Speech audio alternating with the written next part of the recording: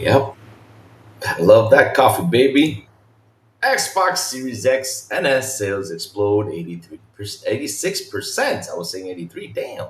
Sony's biggest PS5 mess yet. Strict social media rules dropped? What the hell is going on over there?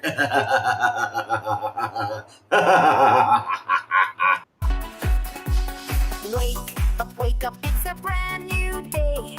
Crazy Lou's here, got something to say. Good morning, gamers, rise and shine. It's time to play, let's have a good time. Morning, gaming community. With Crazy Lou, it's a world of unity. Upbeat and lively, we're feeling so free. In the world of games, we're just meant to be. Grab coming, I need a scene. Crazy Lou is ready, it's a gaming scene. Fermie's training people where their skin. All recent gaming go, Prince and A top bean. Good morning, Tom and Louie. It's a world of unity. Upbeat and lively, we're feeling so free. Initiating launch sequence.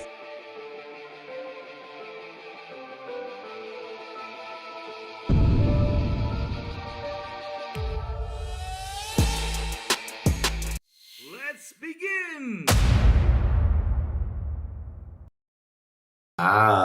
Good morning, everybody. Also tuning in, even the crazy one, wishing you all a beautiful and awesome Thursday chat. Good morning. Sorry for being late. It's one of those mornings where Louis gets 50 calls. Plus, the internet was being a bitch. Dominican stuff. Yep. That's what we're going to call it. We're just going to call it, in general, Dominican stuff. The things that happen in Dominican Republic only happen here. So let's see what chat's up to. You got Dark Zone saying, that is PlayStation fans moving from PlayStation to Xbox. What? Hell no. Sid Lord, what's up, Sid Lord? How you doing, baby? Good morning. Apex NYC, good morning. How you doing, Apex? Oh man, I'm gonna work out with the show on the in the background. That's right. Go get worked out, man. Let's go. But get them muscles in. Let's fucking go. Ubay says, I don't want PS fans on Xbox. They need to go to PC where they kind of already live. Oh damn. Damn, there is no saving them, huh? Huh, Ubay? There is no saving them. The sad part about this is they're gonna be jumping in there though, but I guess they will have a change of heart because here's something though, Ubay, that I know of. I have gotten the biggest PS5 fans or PlayStation fans out there. Some of them, but I'm talking here Dominican Republic. Some of them, not all of them, like one or two at least, or three tops, to convert to Xbox. And once they converted, trust me, they changed the way of thinking, bro. They did. They're not the same PS fanboys they were. They don't argue with you. They reason with you. I mean, they're not Terminators anymore. I'm not kidding you. As soon as they jumped on Xbox, they stopped being those fanboys like they were on PlayStation. Go Poe, he says. Halo out today. Good morning, my brother. What's up? I had to change a fart too. I farted and I had to change my shorts. Hey, that was a good fart then. Yeah. Hey man, that's good though. Yeah. Yes, Halo and COD say 11 a.m. for Halo. Good. Yeah, big games to Game Pass the next few weeks. Mistfall and Beast. Let's go. And oh yeah, there's Beast of Reincarnation coming out. I have to wait after work. Sucks. Huh? Listen, without that, you can't pay for your Halos and your Xbox and all that stuff. That's why we gotta work, my friend. Yep, we gotta work. Yep. Lamont Davis, good morning. Spartan 66616. He says, hello everyone. What's up, brother? Good morning. Bro boy, good morning. Laos boy says, yo, what's up? Resident Evil movie reboot is out now. What is Resident Evil? Oh yeah, they were doing a Resident Evil reboot. Yeah, I remember that trailer. The one with the scary house. Yep. All right. I see what you mean. Yeah. All right. Visa reincarnation comes out on my 54th birthday. Oh man. Woo! Woo! That's good, bro boy. Going to 54. Damn.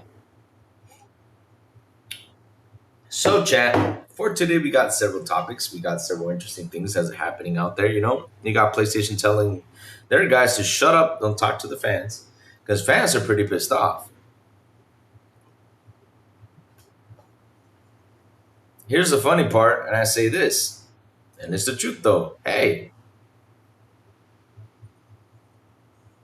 PlayStation, you created your monsters. You created your monsters out there.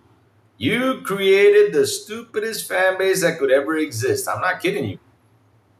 I'm not kidding you. What I mean by stupid, I know stupid is a mean word, but in all honesty, though, those guys, seriously, they think the 30% is more than the 70%. That's how deep they are in their level. They told me that $10 upgrade was for quality. And I keep on telling them, they're saying game, they told me, no, it's not. It's two different versions. I'm like, what's the difference in those versions? When you pop in, what does Alloy do different over here? Oh, with the controller, you press it and you get to feel the bowl. Oh, that's the difference? $10 upgrade just to squeeze a controller? Really? Wow, you guys have been cheated out. And graphics are a little bit better. Oh, yeah? Oh, wow. Really? I mean, if the game's on PC, I know that I can make those graphics even look way more better for free without paying them $10, but okay. Stupid isn't a mean enough word to describe a Sony fanboy. But I'm not kidding you though. They created them. This is what they got. This is what they got. And the fanboys created this monster called PlayStation. So I find it kind of funny how both of these monsters are killing each other out there. Both of these monsters. Hey, that's called a sucker. I know Malcolm Lax, that's called a sucker, but yikes. How much of a sucker are you to fall? I mean, there's a level. There's got to be a level, though. You got sucker, and beyond sucker, you go to stupid, dumbass, and all that stuff. These guys are way beyond sucker right now. Because like I mentioned it before, and I'll say this again. $10 upgrade for games, you guys got screwed. PS5 Pro without a stand, you guys got screwed. I mean, seriously, you guys got screwed. You did. I didn't get screwed. I was smart. When I saw that PS5 Pro, I was like, nope, I ain't getting that shit. For what? Play what? Oh, it makes the games look better. It looks better than the PC. Me. For the price it is, I would get a graphic card for $1,000 and seriously slap it on the PC. And trust me, graphics will change by a big margin. And stable and running at 240 and probably 500, FPS if it wanted to be. But yes, you guys. And now, PlayStation became what it became on PS3. Tomorrow, the Marvel Token Fighting Souls Open Beta will run July 24th until 26th. That does not even intrigue me. Token is dead on arrival. Yeah, they just killed Token. They literally killed Token. I wonder if I can download Token. Let me go get Steam. Hold on, let's do this because we always do this. All right, Marvel Token on Steam. Let me see if I'm part of the countries that are blocked though. Because literally, they block you. Oh, I can buy it. Sweet. Never mind. I'm not blocked. Woohoo! At least I'm safe from the country blocks that are out there. Oh yeah, that was 132, right? Yeah, it was 132 countries that were blocked. That's true. Not 182 like the last time though. But hey, at least the list is decreasing. But still, there's 132 countries blocked. Ah, man. Poor dudes. Yep. How many units sold in that 86%? I can't find the numbers anywhere. Well, here's the thing, though, Ralph Taylor. The funny thing is we're happy that, at least it got a little boost of 86%, than compared to what it was last year, though. But it's still in third place, though. At least it's a boost though. Little boost is actually a good thing though. Now you know what that means though, and that's what I'm going to talk about. Is that no matter what media says or what they put out there or what bullshit is laying out there, people are getting attracted to the box. They are. They're getting way too attracted to the box, and it's getting people to hop in and buy them. At least for what it's out there, because we know they have a little bit of a bad production with it.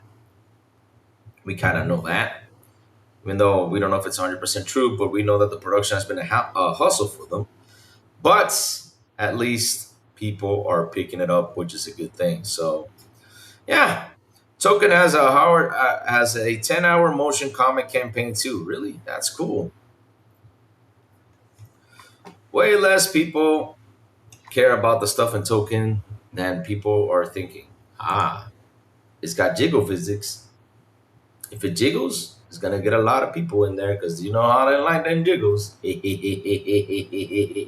So let's start off with this, chat. Let's start off with this news because listen, it's kind of funny that third-party devs out there or people in the industry are actually warning Sony about this, and they're telling Sony, "Whoa, this is a problem. You got to solve this shit." But yet, we know they're not going to solve it because they're already searching around the factory. They know the fans are mad, and like I said, they have not come out and given the fans an explanation. But hey, what's too easy to do, chat? Nothing. We're just going to sit here and enjoy the ride. Yes, that's all we are going to do. So the topic of today is going to be the may as well eliminate hardware too. Japanese dev says Sony doesn't understand the feelings of fans.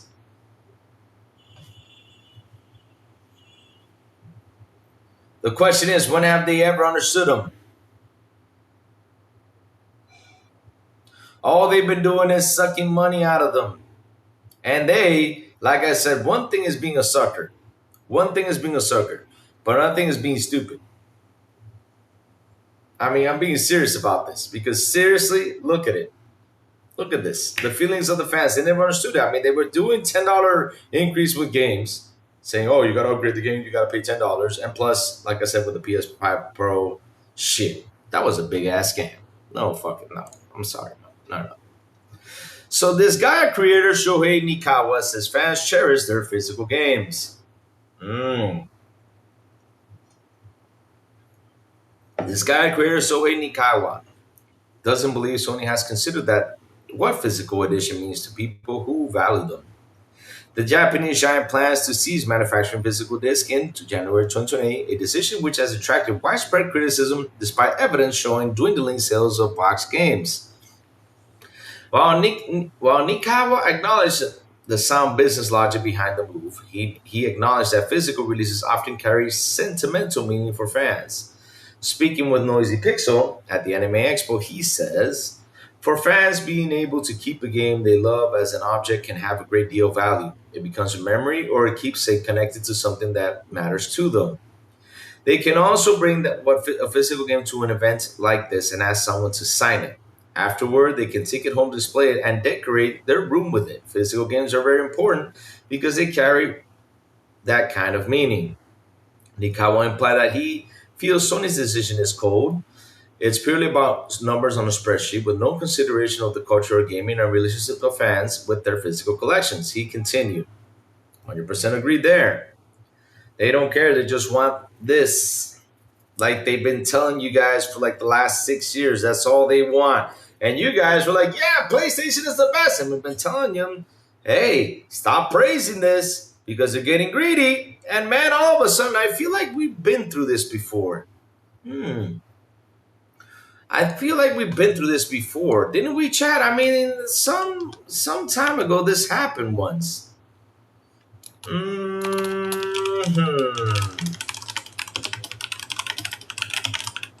on a second. Let me see if I can find it, though.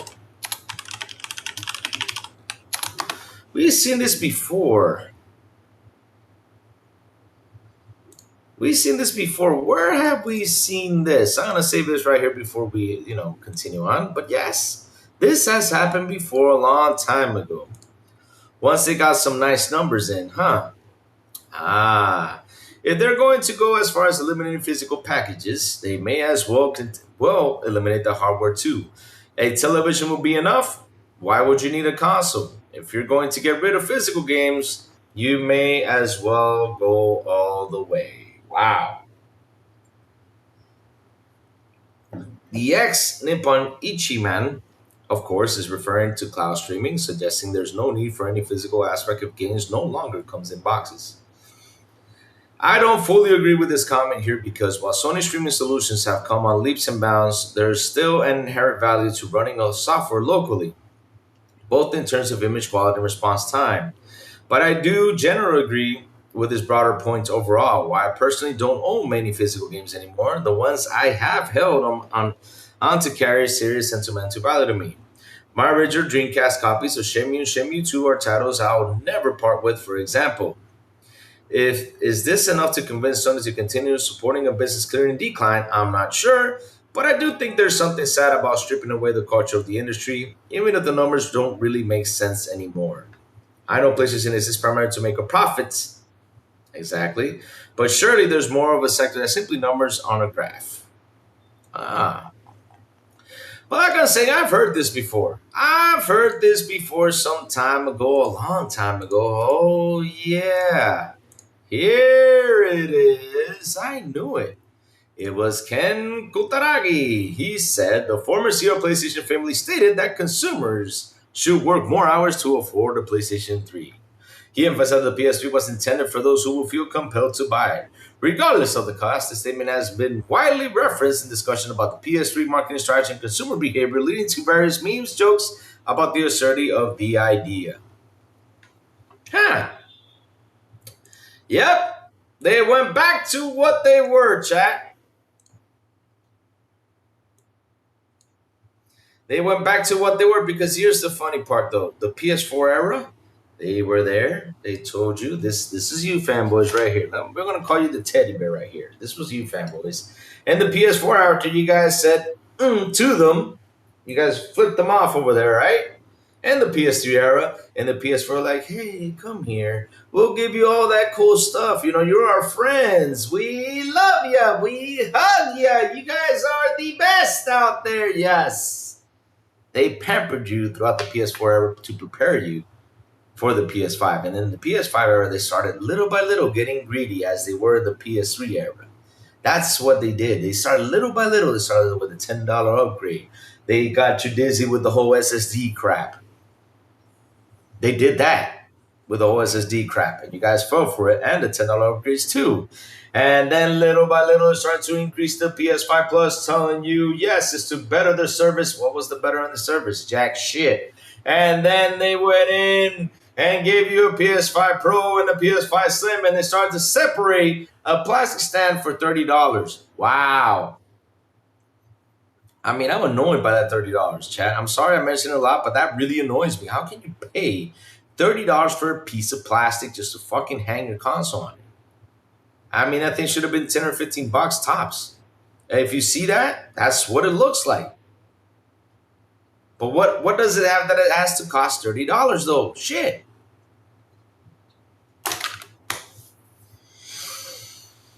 And then they increased the PS5 Plus again, for the second time telling you the same shit and nothing has changed on the PS5 Plus service. Nothing.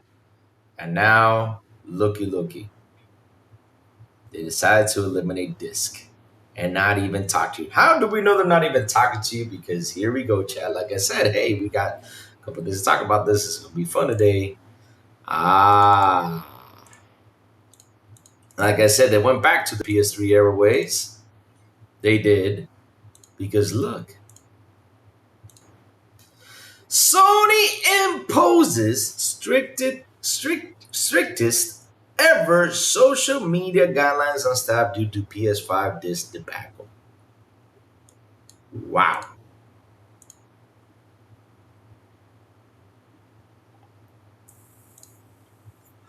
Wow. They knew everyone would be pissed off. According to ex-Santa Monica studio employee Alana Pierce, which Didn't she disappear for a while? Sony has imposed the strictest social media guidelines ever on its employees due to the PS5 disc debacle. Earlier this month, the manufacturer announced to cease manufacturing physical media in January 2028. This has created one of the biggest and longest running backlashes I've ever seen in almost 2 decades covering PlayStation. Yeah, I think you forgot the PS3 era, but yeah. But the manufacturer yet to say a word about any of it. And you know what's so funny? I was having this discussion with Sinceres and a friend of his. I forgot the name of the friend. I think it was Musical that was in there, and we were debating this, and we were talking about what kind of percentage would you think that PlayStation will lose. I really told them that I think it's going to go up to a 40%. I think Sony's going to lose 40% of their fan base with this thing right here, because if they don't come out and talk to its fans sooner or later, they're going to get super mad about it. Besides the way they are now, but they're going to keep on this fight no matter what. And I know. The Scotland coffee is best or not, Crazy Louis. The best coffee is the one you have next to you. That's what I always say, because no matter what if you drink it every day, you get to what's it called? How do I say this? You adapt your taste buds. There you go, to that coffee. So it's the one you have next to you. I never had Scotland coffee though. I have to try it out to tell you. But the best coffee in the world is made from an animal that poops it out. I'm not kidding you. It's one of the best out there. And listen, that coffee is really good. I tried it. I said, let me try this shit coffee, and it was good shit coffee. I'm not kidding you. It was good. So let's go.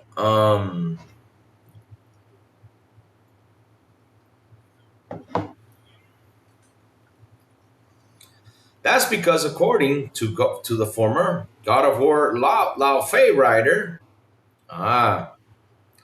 it's predicted the backlash and has told his staff to keep their mouths shut. While Pierce explains the platform more regularly enforces these kind of policies around new games announcements. ETAAL.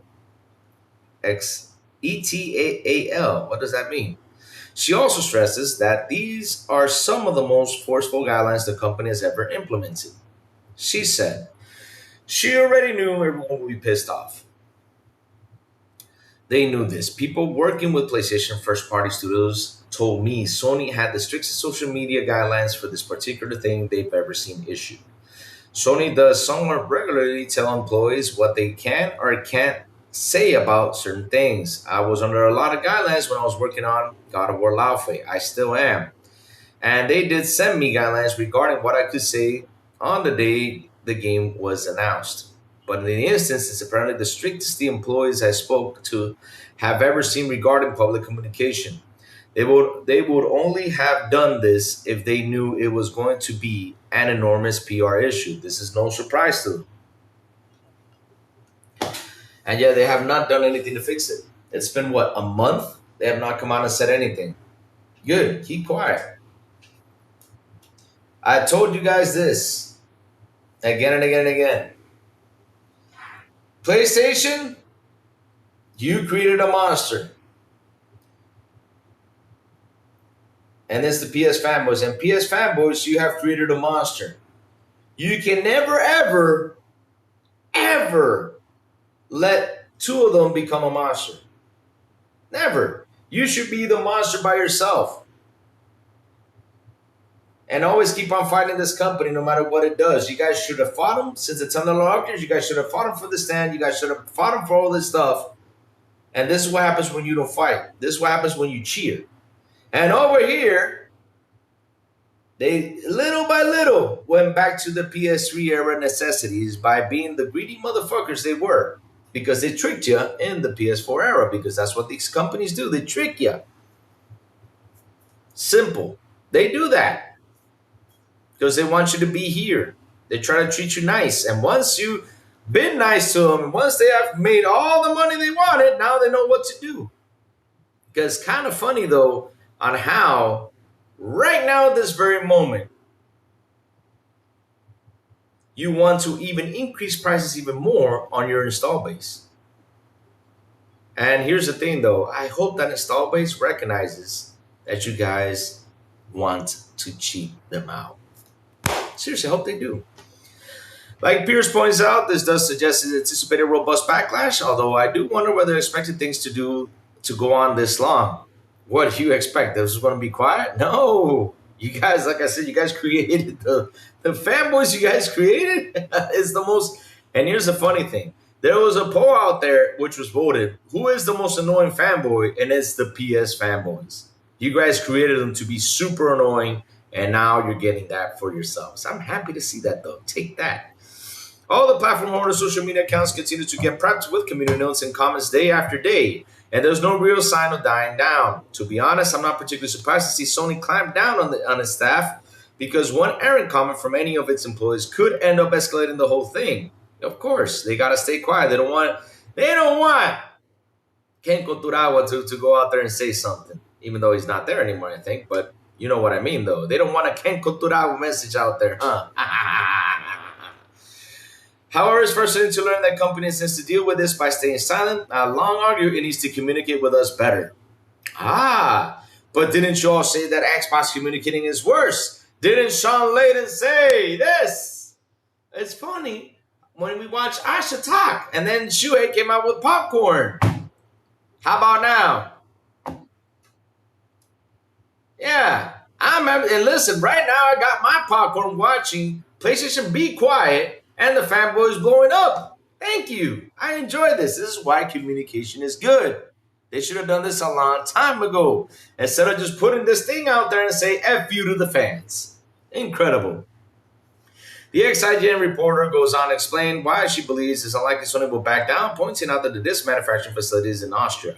It's already reposed as a microlens facility, which is a component considered critical for AI data centers. It's a good video that gets nitty-gritty of the issue without misrepresenting facts of the learning into misinformation.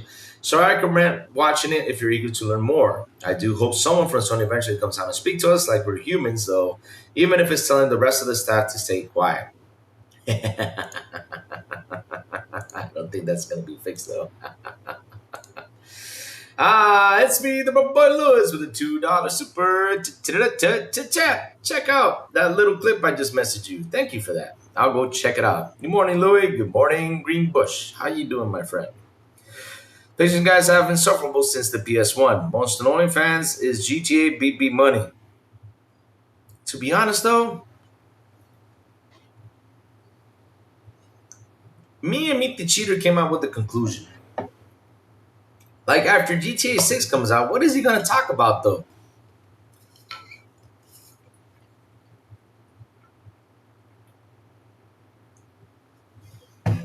I'm being serious. What is he going to talk about? Like, after this, GTA 6 comes out, what is Big B Money going to talk about, though? I mean, I'm asking a serious question, though. This is going to be interesting, though. All right, so let me go get it. Let me go get what Broke Boy sent me.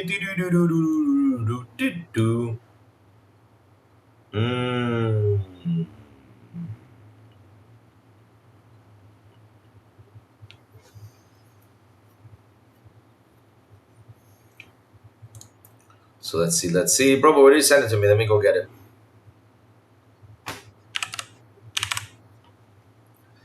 Sign it in.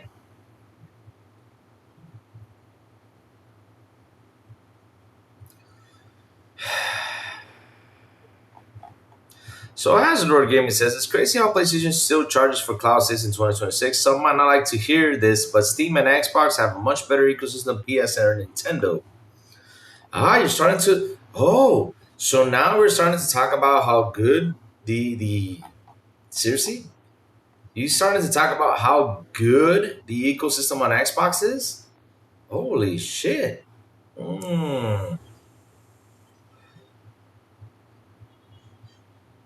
Oh, wow.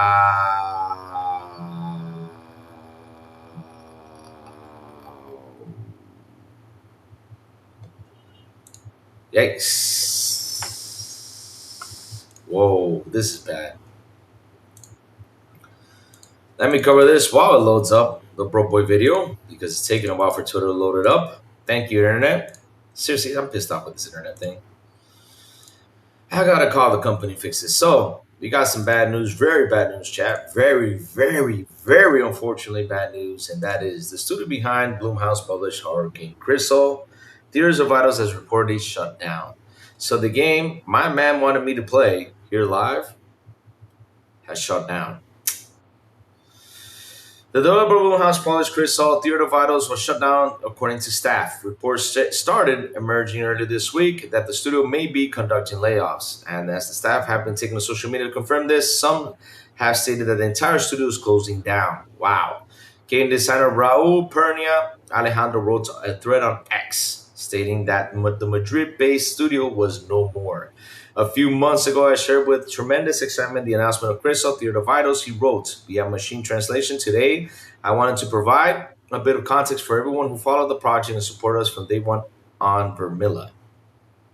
A few months after the launch, Vermilla Studios has initiated a redundancy procedure that has ultimately led to the studio's closure and the departure of the entire team.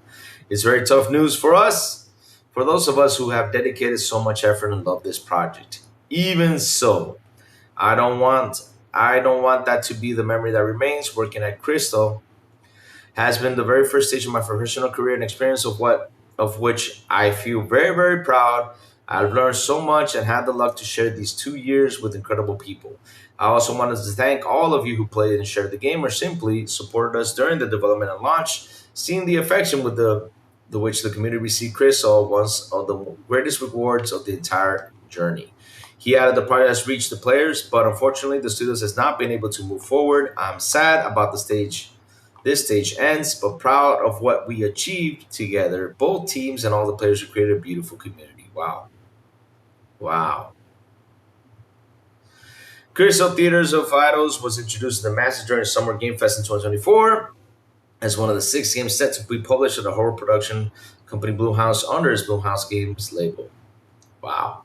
Players have to make their way through a Spanish marriage reimagining of Spain and have to carry divine messages from the sun god by taking animated statues of saints.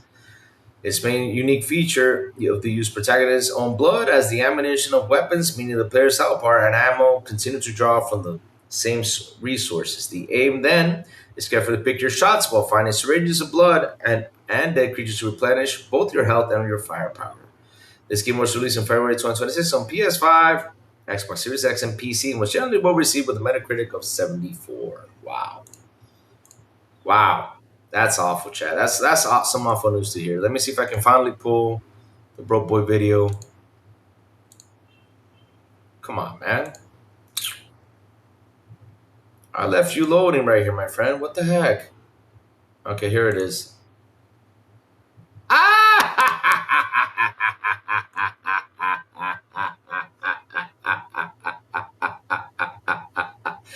Look who it is! Oh my god. Why do you have to say oh I hate this dude. I can't stand him though. I just can't. Let me pause this. Let me go back. Let me hear what is he complaining about. Oh Lord. Let me put this right here. The guy who literally made fun of Jess Gordon.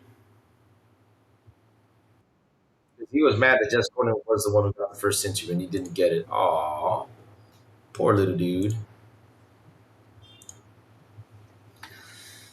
Let's go see what he said, Chad. Let's go see what he said. Let's have a good laugh right now. Come on, let's go. Let's have a little good old laugh.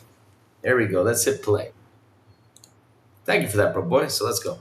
Xbox backward compatibility launches on PC. 4 Xbox games are playable now. This is Dave Aubrey at Video Games Chronicle. Classic Xbox games are now playable on Windows PCs thanks to Xbox backward compatibility on PC, which launches today in an early release state. I'm going to pause there. Is it backwards compatibility if those games weren't... Isn't that just porting? Yes. Aren't we just porting old games? Because backwards compatibility, I think, implies that we're playing something that was on a previous physical system, right? I mean... Are we just doing this for brand purposes? Yeah.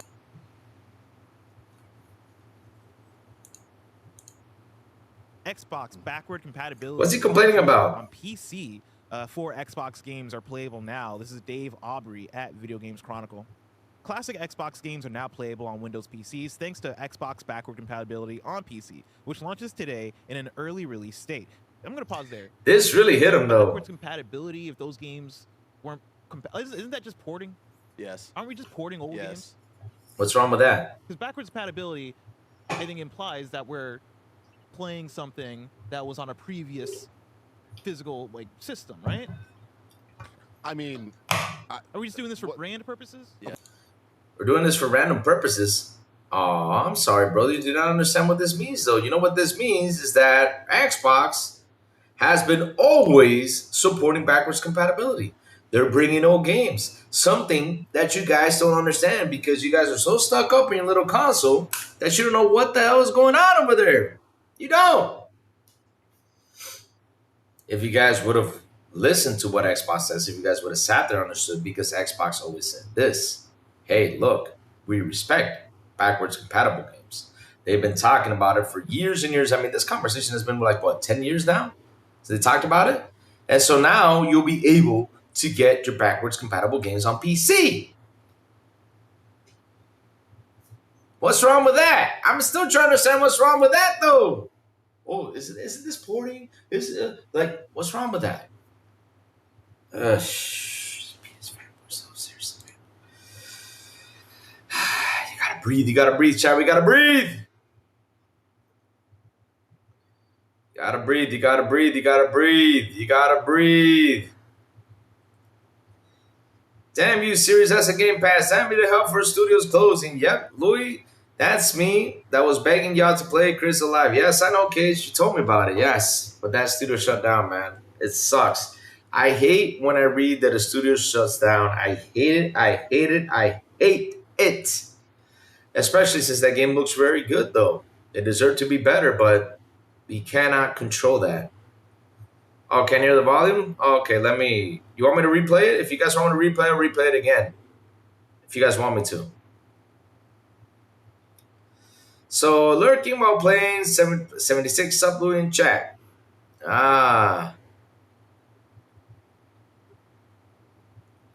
He said brand purpose, and the answer is yes for brand purpose, but it's not a bad thing. Exactly. So it's making it sound like this is bad, though. I mean, bro, come on. Be happy. At least there's a company that's respecting backwards compatibility. I mean, PlayStation said, who plays old games?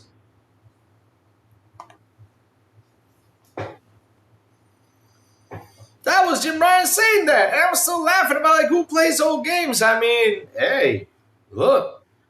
PlayStation is simple. Ask a PC gamer. Ask them. And I bet you 30, no, let's go 100, 95 of them are going to say we do. And then 5 of them will say we play new games.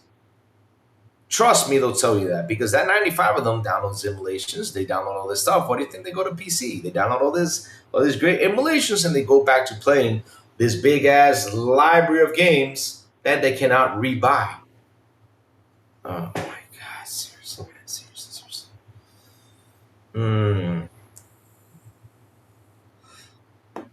Louis, they got screwed so bad by Sony, they don't know what common sense is. Laugh out loud. Exactly. They don't know nothing. They're lost in time. Yes, they are next mad about the whole thing. It's annoying, bro. Just a bunch of happy fanboys hating. That's their problem, not mine. I mean, it's simple. You want to fix the problem? Look, this is Louis telling you this.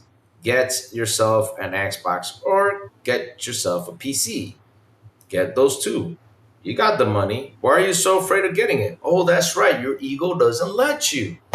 I'm sorry. Yeah, your ego tells you not to get it. Bro, go get it. Enjoy what it has. Shit. So they lost their mind and every day. Yep. Seems like Paris pushes back on Xbox guys more than he does on the brain dead pony panel he works with. Damn. Oh shit, you babe. That was a big strike right there, you babe. Damn. Look, you babe. Sometimes I wish they do that, but business-wise,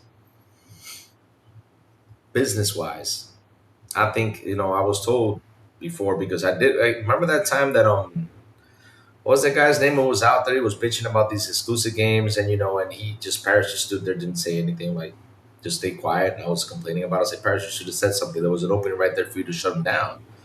Um, but they told me that business wise, it's not like it was not a good thing if he would have said something back. I'm like, oh, okay, cool.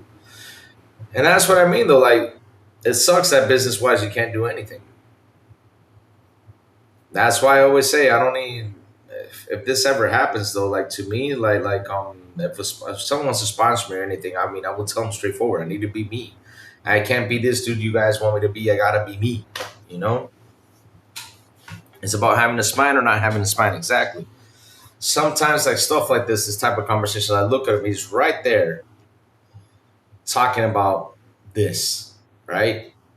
You should have explained to him, be like, yeah, the thing is, Xbox respects backwards compatibility, and they've been talking about it for years. I mean, and I will right there tell him, where have you been? It's been out here for years that they really want to focus a lot on backwards compatibility because they know that people play old games.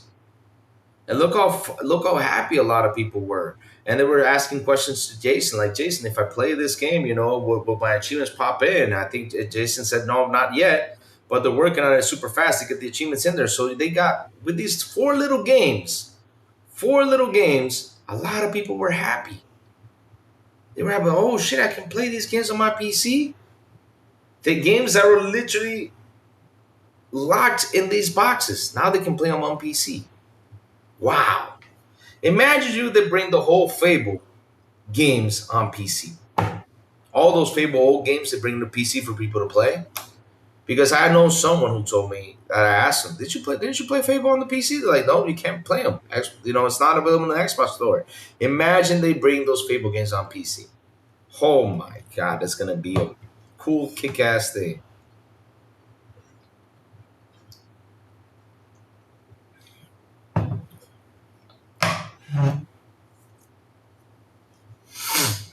Sent you one more Avatar game delayed. Yes, I did see that earlier. Let's cover that. I got a question though about that though. Did we see trailers about this though?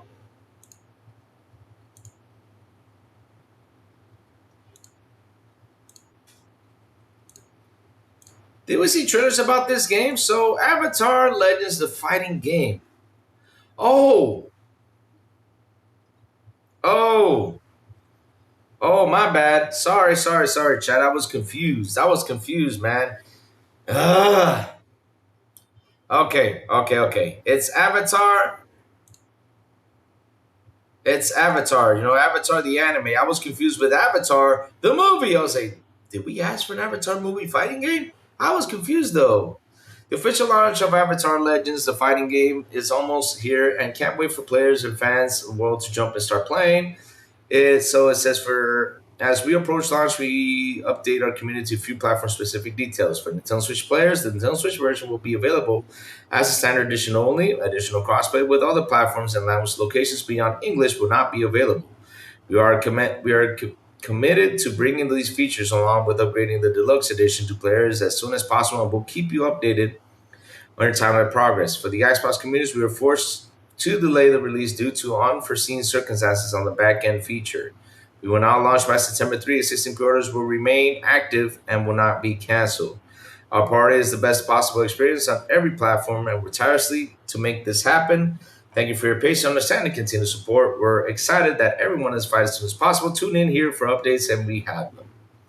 Yeah, I was confused though when I saw that. I was like, Avatar the movie fighting game? I was like, huh? How is that gonna work? They're gonna beat each other up with guns or something like that?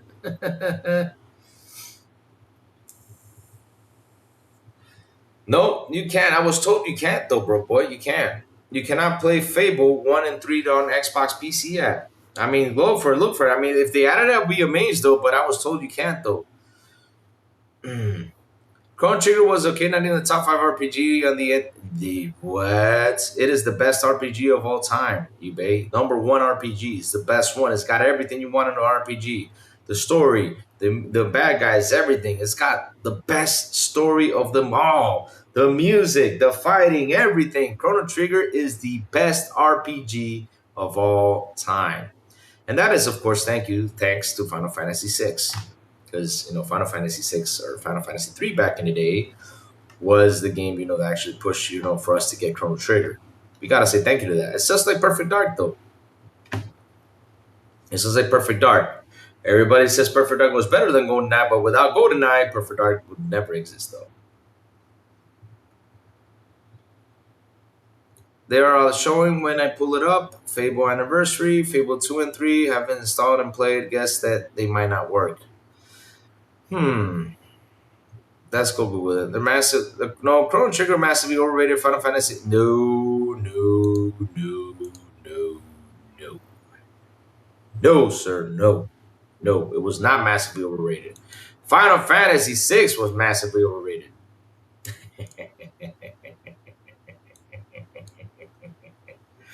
But look, they were both great games. I gotta tell you something. Like, out of all the Final Fantasy stories, out of all of them, the best one is number 6. I gotta tell you that one. That's the best one. Just the plot and everything in that game. I mean, I don't want to give spoilers, but damn, what a fucking game! Holy shit! Whew. Whew. What a game! What a game! But Chrono Trigger was great, though. I mean, for me, that's the best RPG ever played, hands down.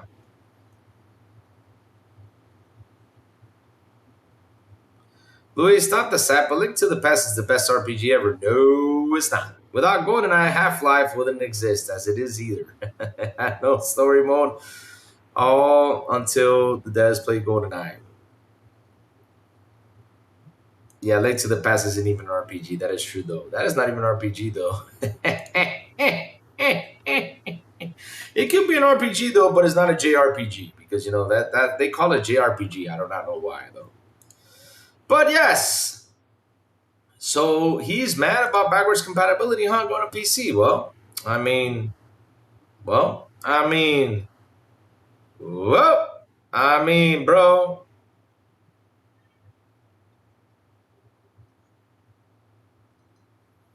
What can we do, though? Nothing.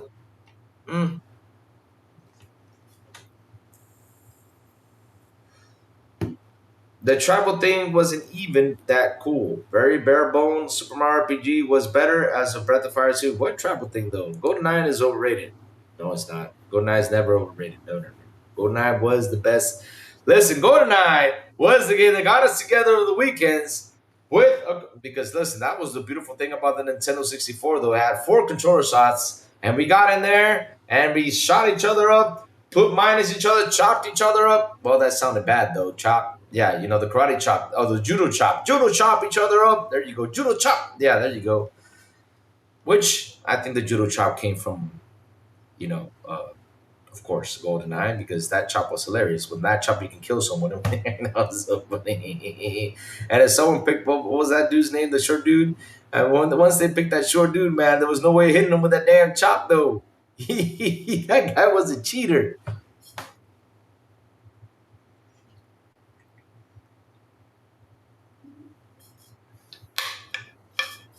Yeah, it's an action-adventure RPG, but it's not a JRPG. It's not a JRPG. JRPGs are the ones where you stand in there like, doom, doom, doom, then you got to press attack, and it goes into do the attack schematics. Replay GE with the hit on Game Pass years back. Still amazing. Half-Life is coming out, but not sure. I do not have, what's it called? I'm telling you this. The only way I know Half-Life is coming out, I'm not kidding you. The only way I know in my life that Half-Life is coming out is if they announce it, and I gotta see a date. I gotta see a date, and I gotta see it release. And once I see that game release, I'll be like, whoa, we do get a Half-Life 3. But if not, they can even put out a trailer. I still don't believe it. No joke. Literally, they can right now go out. Valve can do this right now, this very moment, say, oh, we got Half-Life 3. It's coming out on this date. Nope. When I see the game release and I can see I can buy it and install it, I'll say yes, it's true. Half-Life 3 is coming out. That's it. That's it. No other way. No other way.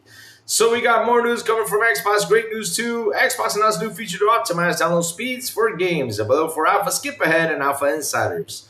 Optimize game install and update speeds through the introduction of Smart Download Client. Wow, that is fucking awesome. They're making this ecosystem way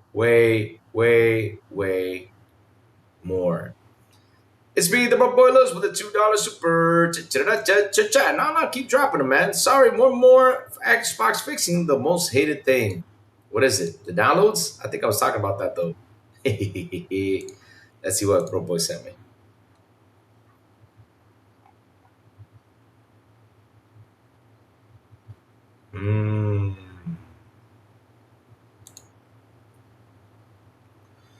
Experience changes. Please be aware the Xbox Update Preview includes the following experience and feature updates. Users will experience a new feature to optimize game install and update speeds by introducing a smart download client. Okay, we read that. All right, perfect. Right here. This is awesome. So let me read this out loud right now. It's right here on our screen. It says here, please be aware that the Xbox Update Preview includes the following experience or feature updates. Users will experience a new feature to optimize game install and update speeds by introducing a smart download client. Shortly after your game download begins, the client will check which content servers are available for the install and the update. It will then test the connection speed to each server pool and select the fastest available connection for that install. The speed test will rerun periodically during the install or update to ensure that the client continues using the fastest available connection. Sweet. Sweet and fucking awesome. That's right, Xbox. Get better.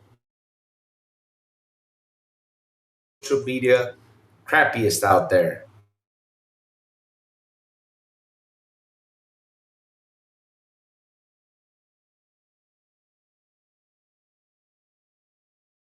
Fans, that's the only update I got for them. That's it. Assholes. Yeah, but Sony keeps updating the damn console. It's got like, I mean, out of all consoles, that thing has got like 3,000 updates. What the hell? Every time I log into PlayStation, it says, update your console. What?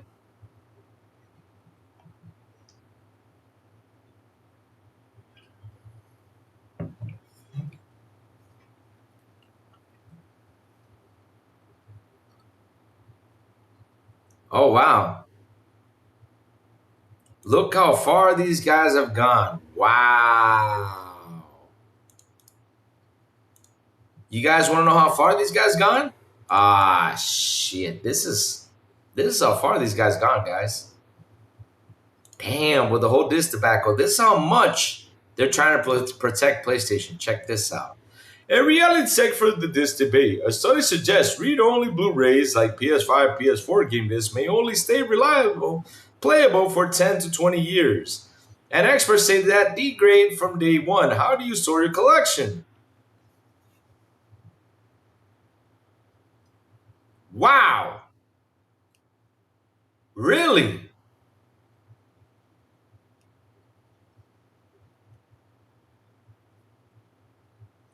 I hope that in 20 years I'm allowed to install games, though, to check this out. But wow. Wow. How can a game degrade in 10 or 20 years? I got CDs that are 30 years old and still work. I got DVDs that are 40 years old and still work. What are you talking about? Oh my God.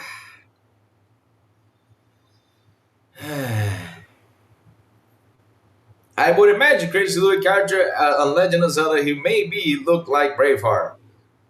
I mean, probably look like Johnny Bravo though. Bam, bam, bam, bam, bam.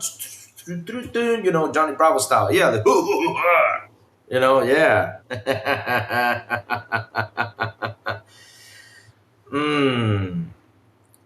Let me see. Xbox downloads used to be terrible. Now I'm getting 1 to 2 gigabytes of downloads. Sweet. That is awesome though. Oh, Backlog Battler says my PS1 games are still available. Oh, wait, my camera died? Okay, I'm back. All right, I thought my camera died. My PS1 is still alive and well, exactly. That's the whole point. Disrock.com, but it can happen. I know there's Disrock. I know that exists, but shit.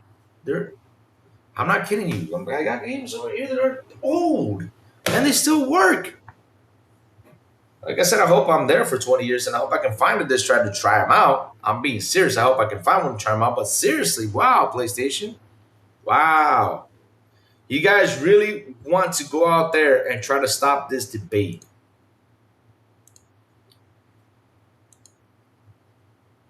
But you know what? No matter what you do, you can put any excuse, my friend. I'm not kidding you. They can go out there and put any excuse. And no matter what excuse they put, it's awful. It's awful. Fans are pissed off, and you're not going to mind them being mad, though. You're not going to really do that unless if you come out and talk to them. And once you come out and talk to them, I think they're still not going to be happy. Hello, says Insomniac Games.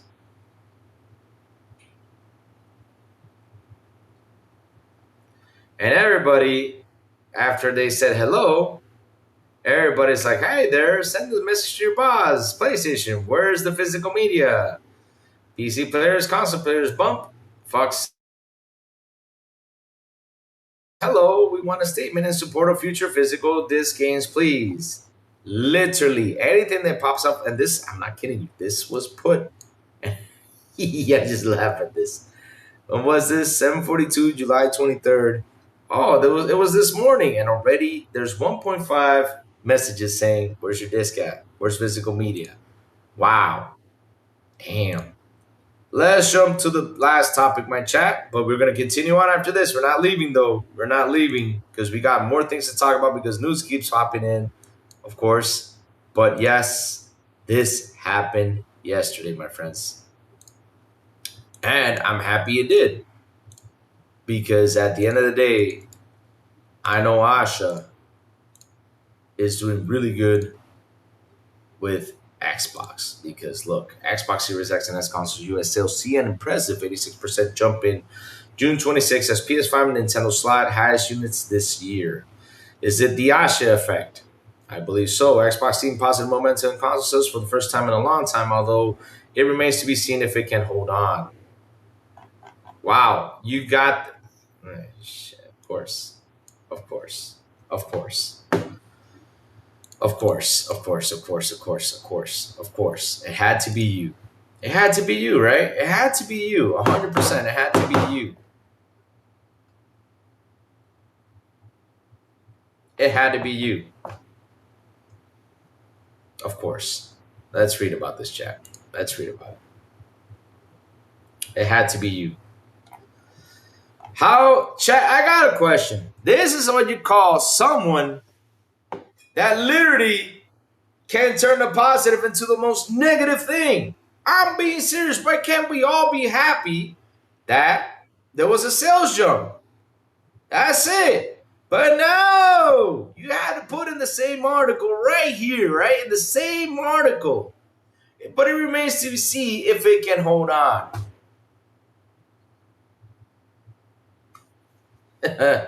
Oh, it had to be you. Good old Jess Corden. Oh, man. Look, one depressing parts of the Xbox story over the past few years has revolved around Xbox hardware sales, which have been in a near free fall decline quarter in and quarter out. Of course, you already made the article depressing.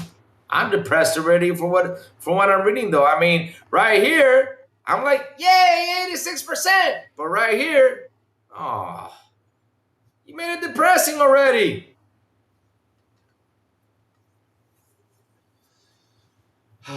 Factoring the memory crisis, attention, market saturation, bad marketing, and general negative over the Xbox brand, the Xbox Series X and S platform had pretty awful gen, despite arguably being the best console Microsoft has ever made on paper. Oh, on paper. Oh, still depressing. Make me happy. Bring it. There's no reason to think that Xbox hardware fortunes won't continue to struggle in the near term. Price hikes are pending for these consoles, and the memory shortages is expected to get even worse before it gets better. But hey, positive momentum is positive momentum, I guess. Wow. Matt Piscatella also kind of noted Xbox positive June upswing on Blue Sky, charting the Xbox has had its best month ever. He noted that the increase offset a nasty decrease from last June. Owing to the Nintendo Switch 2 launch and Xbox initial price increase wave, Xbox also has price increases pending for August, which has likely driven additional sales in the short terms as users get on board now before rates go up. Piscatella that the Nintendo Switch 2 was down 78% year over year and PS5 was down 43%. There are other projection factors too for Xbox. Xbox has had a bit of a spotlight on it recently. Forza Horizon 6 has enjoyed massive sales success. Someone do me a favor. Someone tag this to James Act. Because he was making fun of the whole Japan thing that did not sell in Japan, but someone tagged this to him and told him, hey, it went up 86%. And I was going to say, whoa, it was the third place, blah, blah, blah. But it went up, though. Yours went down. Interesting. So, and it's presently exclusive to the Xbox Series X and S console exclusive sell systems. Who knew? New Xbox CEO Asher Sharma has also created some positive excitement for the brand, and hence a more aggressive posture on exclusive content, a price cut for Xbox Game Pass Ultimate, and the promise of new games like Gears of War E-Day and Clockwork Revolution also might be having some impact. There's also GTA 6 bound. The Xbox Series S is going to be the cheapest way to access GTA 6 for the foreseeable future despite the price hikes. Microsoft might also simply be allocating more stock to the US market. Japan, for example, has seen Xbox sales dive down from thousands of units to hundreds to mere dozens of units in recent years. Prioritizing Microsoft's core market in the short term seems like a smart play than trying to muddle through in markets where it has traditionally struggled. Although in longer term, new CEO Asher Sharma has signaled intends to grow Xbox beyond its traditional Western shores. Oh Lord, here we go. Xbox isn't out of the woods yet. Wow. Here we go, chat. Here it comes. Like I said, try to make me smile. It ain't gonna happen. This guy never makes me smile. It's hard for him to make me smile, at least for something. It's also true that Xbox is growing from a very small base number of units. An 86% increase might seem like a lot, but if you're starting with a low number already, Xbox has a ways to go to show the real growth. Still, up is up. And up is probably the only way Xbox can go from here. I wrote recently how only heavy-hitting exclusive will change Xbox consoles' fortunes. The overall base of console gamers probably won't grow until Xbox, PlayStation, and Nintendo figure out a way to sip-own youngsters moving directly to Roblox when joining the industry. Roblox is under pressure from world governments to tighten protections for youngsters as the danger of the social media adjacent gaming platform become increasingly apparent. Games like Fallout and Elder Scrolls enjoy mass market appeal, and particularly true of Fallout, which has enjoyed the mainstream TV show success recently. Minecraft as well represents vast untapped potential as potential system seller for Xbox. The previous Xbox administration felt content to leave Minecraft to its own devices, but new CEO Asher Sharma has brought Minecraft development in-house at Xbox, potentially signaling intent to leverage the mainstream status to synergize marketing beats and with Xbox hardware. It remains to be seen if Xbox Series X and S can finish with positive hardware growth for the quarter overall. The RAM complex is ongoing, and the Xbox Series X and S console will pick up price hikes soon too. But many gamers on Xbox One will likely be looking to upgrade for the first time, specifically for GTA 6 soon, as well as Call of Duty Modern Warfare 4, which is cutting off the last gen for the first time.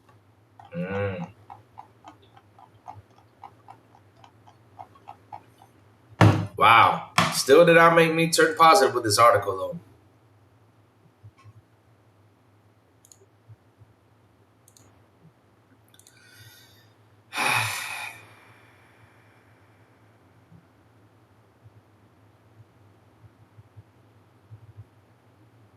So let's read what chat has to say.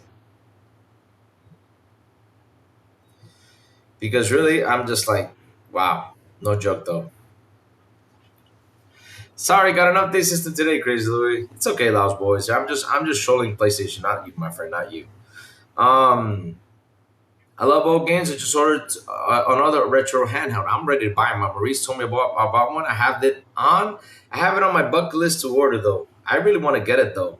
I would imagine Crazy Louis character on Legend of Zelda. He made okay. Read that. Quake, Doom, Wolfenstein 3D, Rise of the Tribe, Team Fortress, etc. were the OPFPS in the day. Great games, yes sir.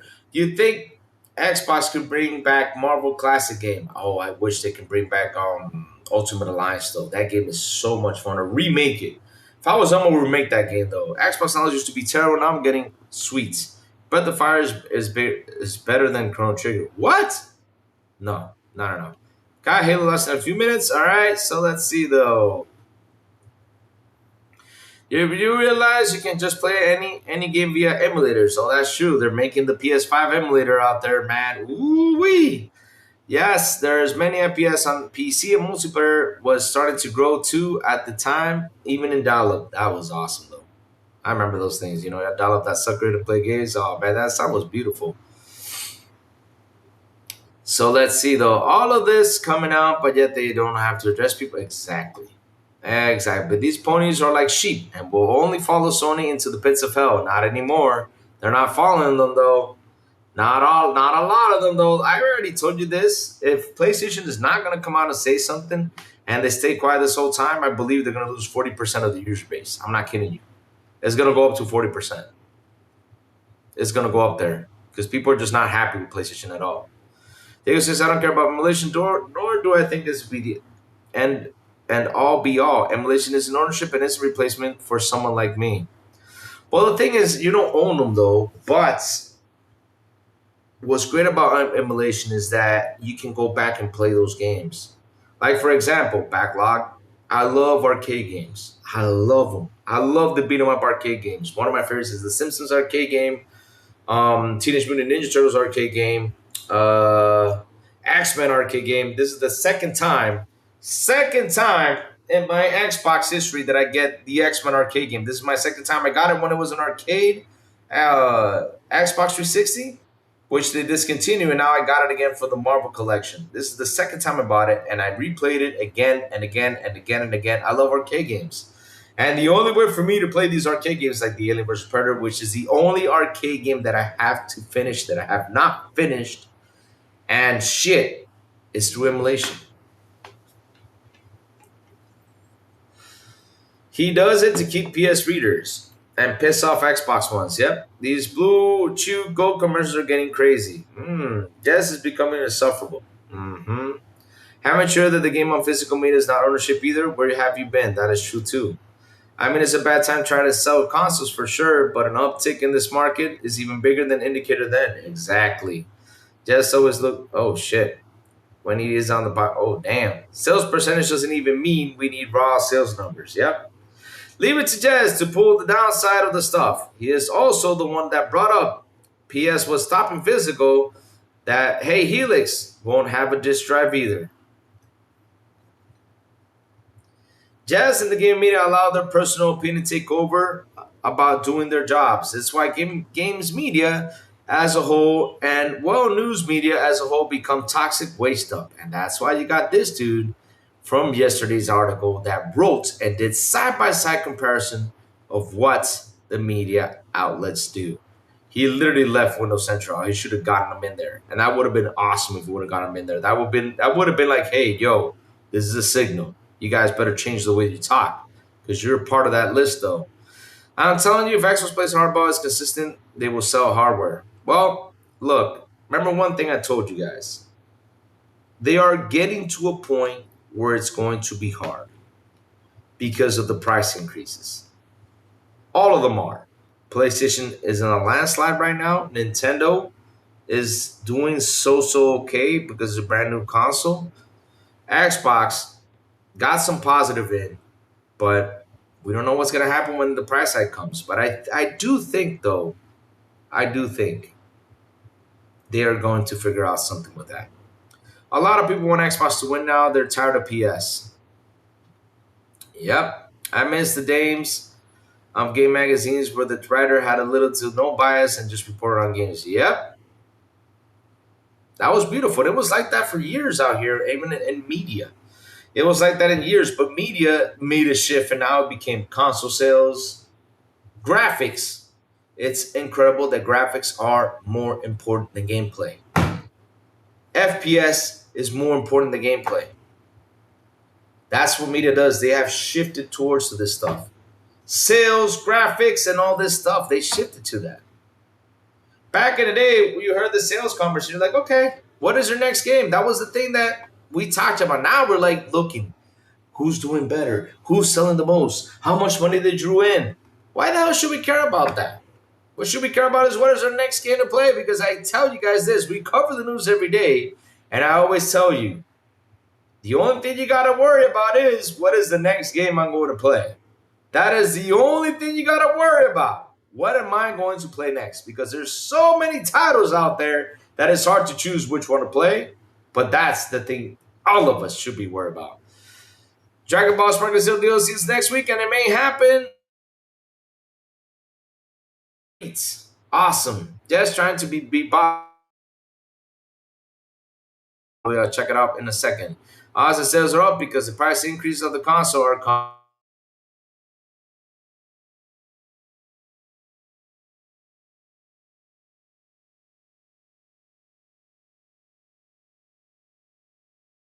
and I like Jess. Look, I have nothing to listen. You need to understand something. I am not against Jess Gordon. I have no beef with none of these dudes out there. My problem is the opinion talk. That's it. That does not mean I hate the dude for that. That doesn't mean like, oh, Jess, I see you. Pow, no. Why? He doesn't know anything to me, though. It's just the opinion talks.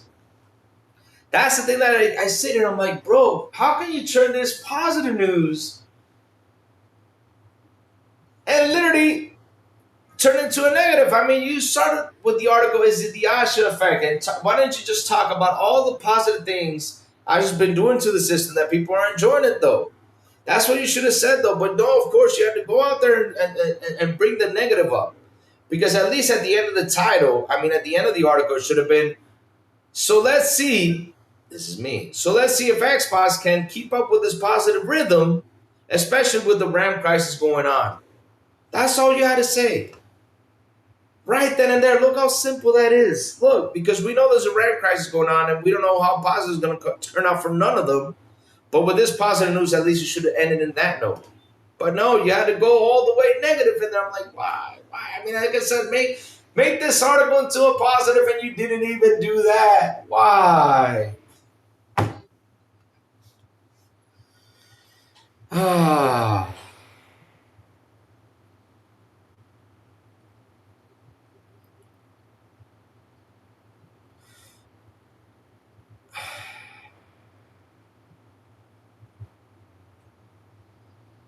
Listen, let me see.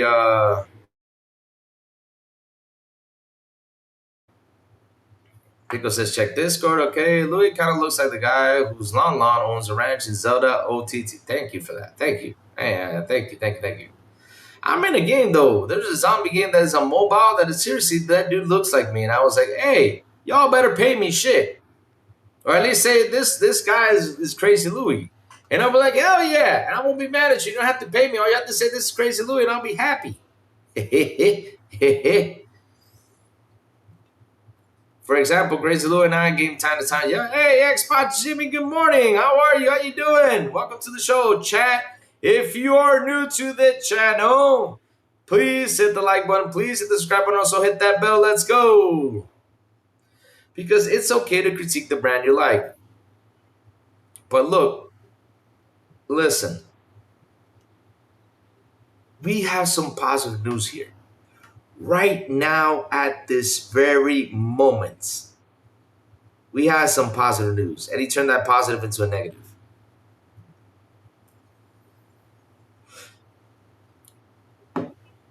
They should have been wanting Xbox to at least to be somewhat close to the others. Seems like you're only focused on the fact you criticize later. No, Judas. I'm focused. Didn't he say that? Didn't he at the beginning? Look, I'll show it to you right away. Check this out. Look, it's right here. It's in the article. Look, I'll show it to you. This is why I get agitated. Watch this. From the very beginning. Look what it says, the title, loud and clear. Xbox Series X and X console see an impressive 86% jump in June 2026 as PS5 and Nintendo Slide. Highest units this year. Look right here, just right here, right below. Is it the Elijah Sharma effect? Xbox is seeing positive momentum consoles for the first time in a long time. Although, here comes the negative. Although, it remains to be seen if it can hold on. Wow. Right then and there. I mean, this didn't even take 5 seconds for me to read, and 10 seconds later, I see they're already talking negative about it. Oh my God. This is how it should have started. Is this the Elijah Sharma effect? Xbox is seeing a positive momentum in consoles for the first time in a long time, period. That's it. This little extra should have not been here. That's all he should have said. But no, he had to throw in the negatives. And then, here we go. One depressing part. Oh, man, it already depressed us at the beginning of the article. Jesus Christ.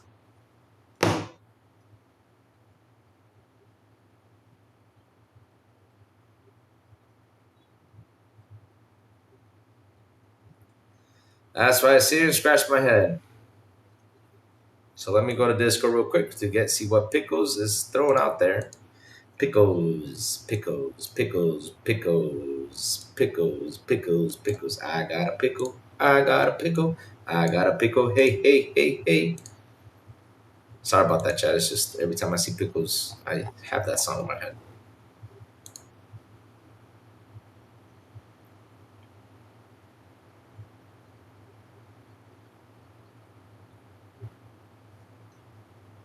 Yeesh. Wait, what? Let me go get that. Hold on a second. Let me go get that. There we go. PlayStation support US. Kapow. Here we go. Got it. Thank you for that, Pickles. Much more appreciated.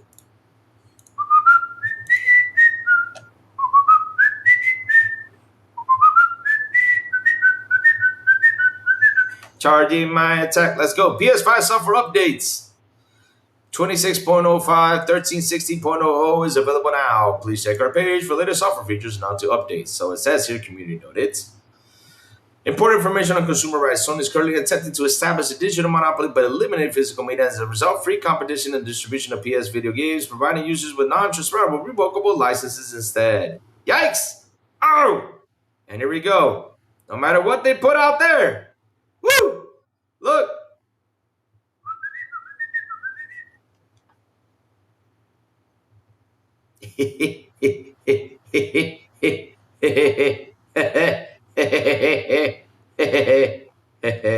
Oh, never mind. It's not good.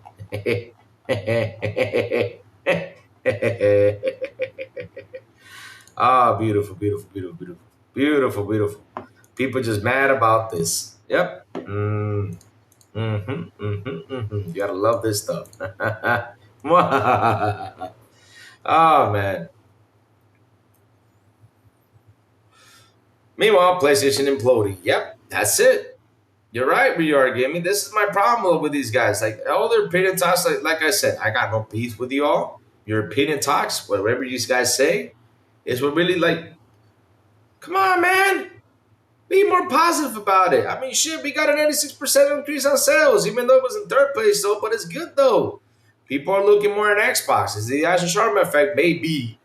Because, look, what I'm seeing is that Ash is really trying to do her best. She's trying to do what's best for the brand. And each day that goes by, or each week, let's go by each week, it's better. Each week that goes by, we get more and more positive news when it comes down to Xbox.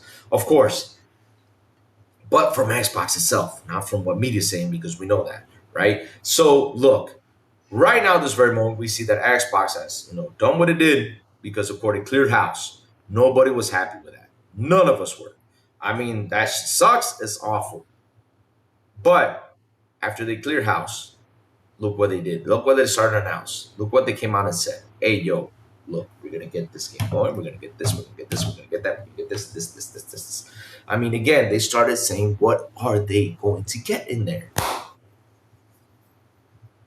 They said, we're going to get these games out here. How many people were happy with that announcement? A lot of us. things we were asking for. Hey, yo, Obsidian, what you doing? Well, right now we're starting to work on Fallout New Vegas 2. Didn't we ask for that? I remember when I started podcasting, that was a subject in hand. That was a big topic. Like, what can Obsidian do with Bethesda now? They can create a new Fallout. And a lot of us podcasters have talked about it several times. She's doing that. She sat down with Todd and said, Todd, what's up?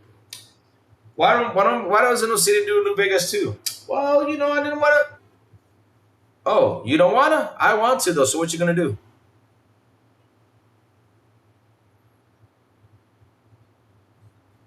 What you going to do, Todd? What you going to do? It's either that or probably. And he said, okay, let's go do it. That's it. Yeah. Yep, that's it. And she's doing it. The fanboys is getting out of hand. The original Xbox didn't sell a quarter of what PS2 did, but its hardware was quite built better. 360 had a great exclusive, though, the entire gen. Yeah, 360 was the bomb, though, we got to say, though. But the thing is, we are so stuck up on the 360 era.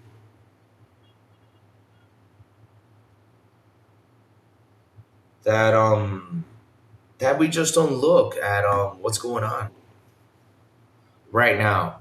And to be honest, though, people are so focused on 360 so bad. That shit, why? Do you see that message I shoot from Graham Rand is looking at it's kind of relevant? Okay, where is it? Where did you send it to me? Resend it again, bro boy, and I'll get it. I'll talk about it. But nobody's focusing on what's the good thing about Xbox now. Now they're talking about it, little by little.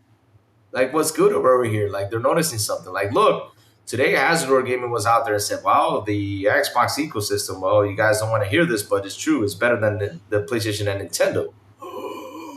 You said the forbidden words. No.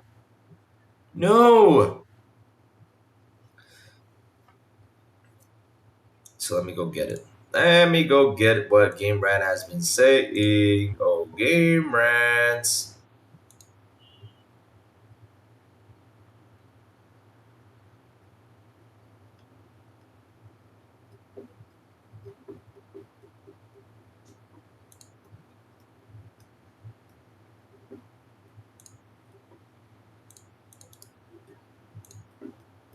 Chad, I'm just sitting here looking at this.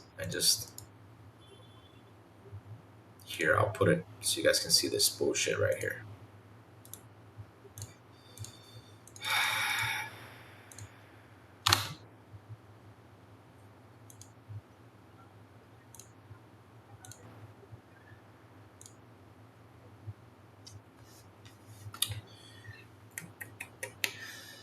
Another reminder that buying digital is not the same as owning 3 Xbox games, Creepy Tail 2, and Strike Force Kitty have been delisted and pulled from libraries of people who bought them. Does buying digital even count as owning?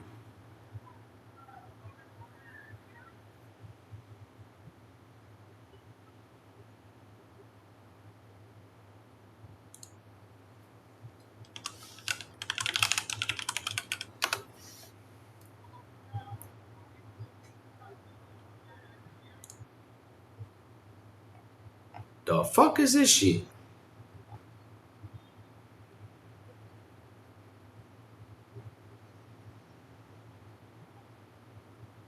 Who the fuck played this shit? So that was delisted. Creepy Tail. What is Creepy Tail?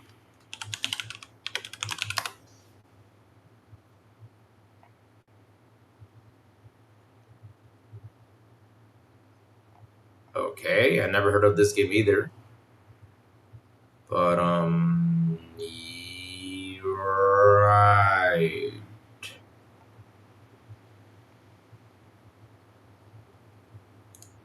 I never heard of that game either. Chad, have you ever heard of Creepy Tail? Have you heard of the other game? I've never heard of these games, and now right now they're trying to go for negative though. So, Game Rant, I got a question though. Hold on, let me go get it.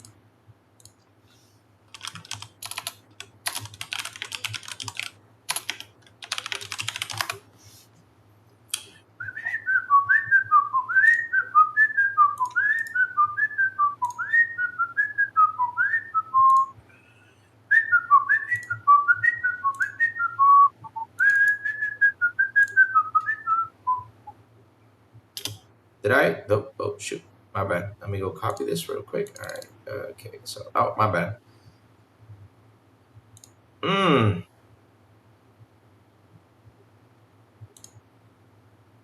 Watch this. Watch this. Here comes crazy. Hey, this is from them official. This is from their own website. Watch this. Watch this. Watch this. This is from their own website. I mean, like I said. Damn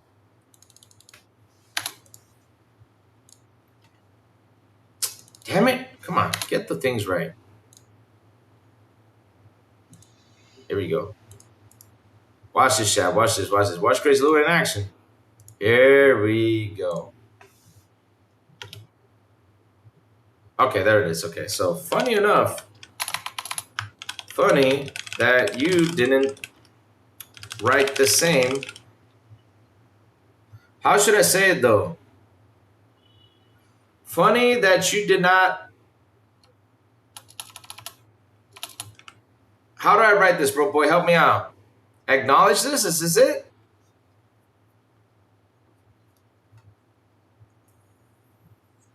And this was so funny though. Check this out. Look, check this out, chat. I'm not kidding you. It says PlayStation Store deleting 551 games offers no refunds. That's it. That's all they said.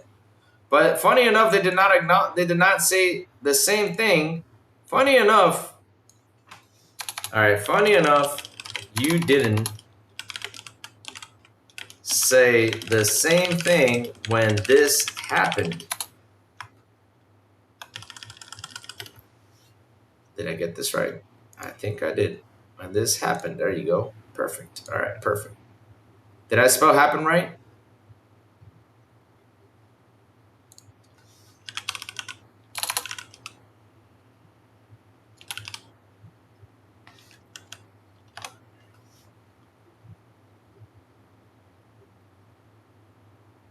When this happened. Funny enough, all right, let me rewrite that. Did I misspelled it. Sorry about that. Did I spell happen right? I don't know if I spelled happen right. Exactly. I'm posting that right now. I'm posting that right now. Funny enough, it didn't say the same thing when this issue occurred. There you go.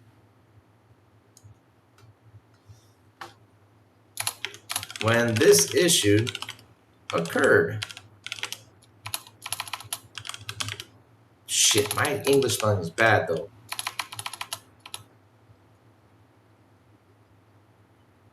When this issue.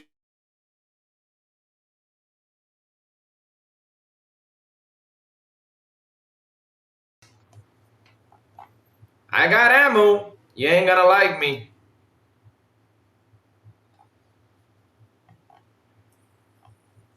You ain't gonna like me because, hey, look, check this out. Ah.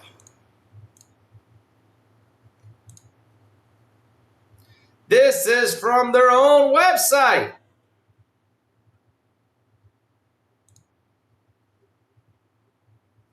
Seriously, this is from their own website right here. Look. PlayStation Store deleted 551 digital purchase offers, no refunds. Thank you. Thank you for that, Game Rat. See, you're so cool. I love how you guys leave stuff up there behind. I love it. I love it. Here it is. Yeah, there it is. Same dudes. Same dudes. Yep. Ah, now you're making Xbox sound bad, huh? But hey, PlayStation did that a couple months ago. It's me, the Bobolos, with a $2 super chat. Don't do it, Louis. Get ready to just. Oh, they did? Okay. I'll delete it then. Where is it? Okay, I'll delete it. Okay, I'll go ahead and delete it. Okay. I got a second to delete it. Home at school. Where is it though? Uh-oh. Where is it? Did I post it? Bro, boy, help me find this. I can delete. I'm gonna look stupid out here. All right, let me go to my profile. I think it's my profile. Profile for Crazy Lou Gaming. Here it is. Okay. All right, bro, boy, you got me. There you go. I deleted the post. Quick and easy. It's done. Yeah, that's it. It's done. There you go. Post has been deleted.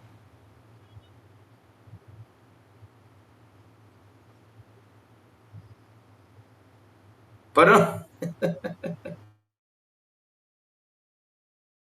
was it correct though? Did I say it correctly though? I mean, I'm curious now because I feel like I did say the correct thing. They wrote an article on them removing it, but they did not say that owning digitally is bad because now they're like literally making Xbox look bad, not PlayStation though.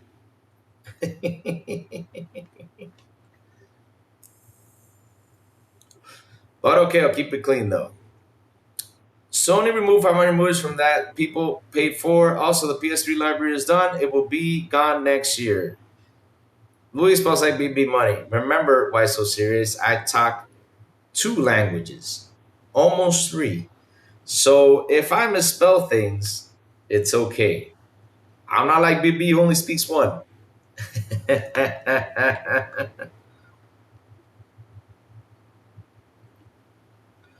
ABK purchase really hurt Xbox? No, it did not.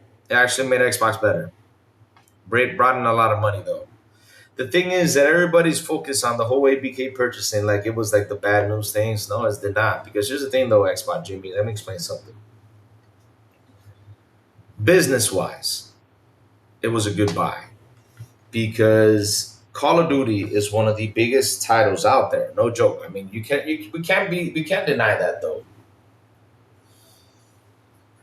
And that money comes in now. What really affected Xbox was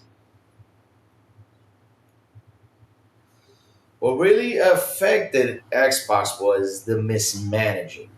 They have 14 layers of management, which was fucking crazy. They gave devs too much freedom to do what they want instead of sitting there and say, oh, okay, look, we purchased you, do this. That's what they should have done, though. That's what they should have done. It's irony, Sony getting rid of a ton of things from gaming and Microsoft is bringing gaming back. And so the thing is that people want to pinpoint that this is ABK's fault. It's not. It's just in general that Xbox was in a hot mess. It was really, really badly mismanaged. What I mean by mismanaged is, yo, you ask yourself, what were you guys doing in there? And that is the question we've been asking this past couple of weeks. Because for what we've learned, what we've seen, we're like, what were you guys doing? Like, look, Double Fine gave us a keeper and gave us a kiln. Why do we want a keeper and a kiln? Where's our Brutal Legends 2? Where's the Psychonauts 3? Where is another big game you guys can do? They just went in there and went easy. Senua's Hellblade 2. Right? Senua's Hellblade 2, sorry. Senua, not a bad game. Graphically looks gorgeous and everything, but gameplay-wise wasn't the best. And not only that, you guys pour a lot of money into the studio just to give us a 7-hour-long game. And let me tell you something. I don't mind the length of the game, though, being 7 hours or 8. I'm not mad about that, though. But my problem is, you guys promoted this thing like it was going to be the biggest thing out there, and it was not the biggest thing out there, though. That was another one. And then we sit down and we look at Compulsion. Took a long time to make South of Midnight, but they got better. I got to admit to it. They made a really good game. Even though it did not sell well, but shit, it sucks. Because that's another thing consumers aren't buying. And yeah, like I said, though, I mean, what were you guys doing in there? Then y'all did this as an Xbox. Then y'all did all this stuff that you're sitting here wondering, like, what happened to you guys? Like, why do you have to start sending games over there just to get that money back? I mean, you started throwing your what's it called, service games out there, which I can accept that because it's a service. Service games should be everywhere. Like Minecraft. Minecraft should be everywhere. Sea of Thieves should be everywhere. Grounded should be everywhere. All these live service games should be everywhere. I agree 1,000% on that. But your single player games, your stories, your everything should be locked in here. I know you were trying to get more money, take advantage of it, which, like I said, is not a bad thing. But the thing is, it shouldn't have happened, though. And I get you want to get that money in. I get it 100%. But yeah, true. They hope they're investing into the True, I hope they continue investing into the back compact program. I hope that too, though. I mean, I hope that they can actually, make this machine part of Windows 100%. That's what I want them to do, though. But yeah, there was a lot of things in Xbox that we just knew about because they just told us at this very moment. We did not know how much of a big of a mess Xbox was inside. That's it. It was a big mess. But, but,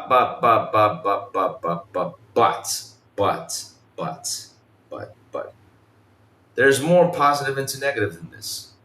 Because the only negative that has impacted has been the console sales. That's it.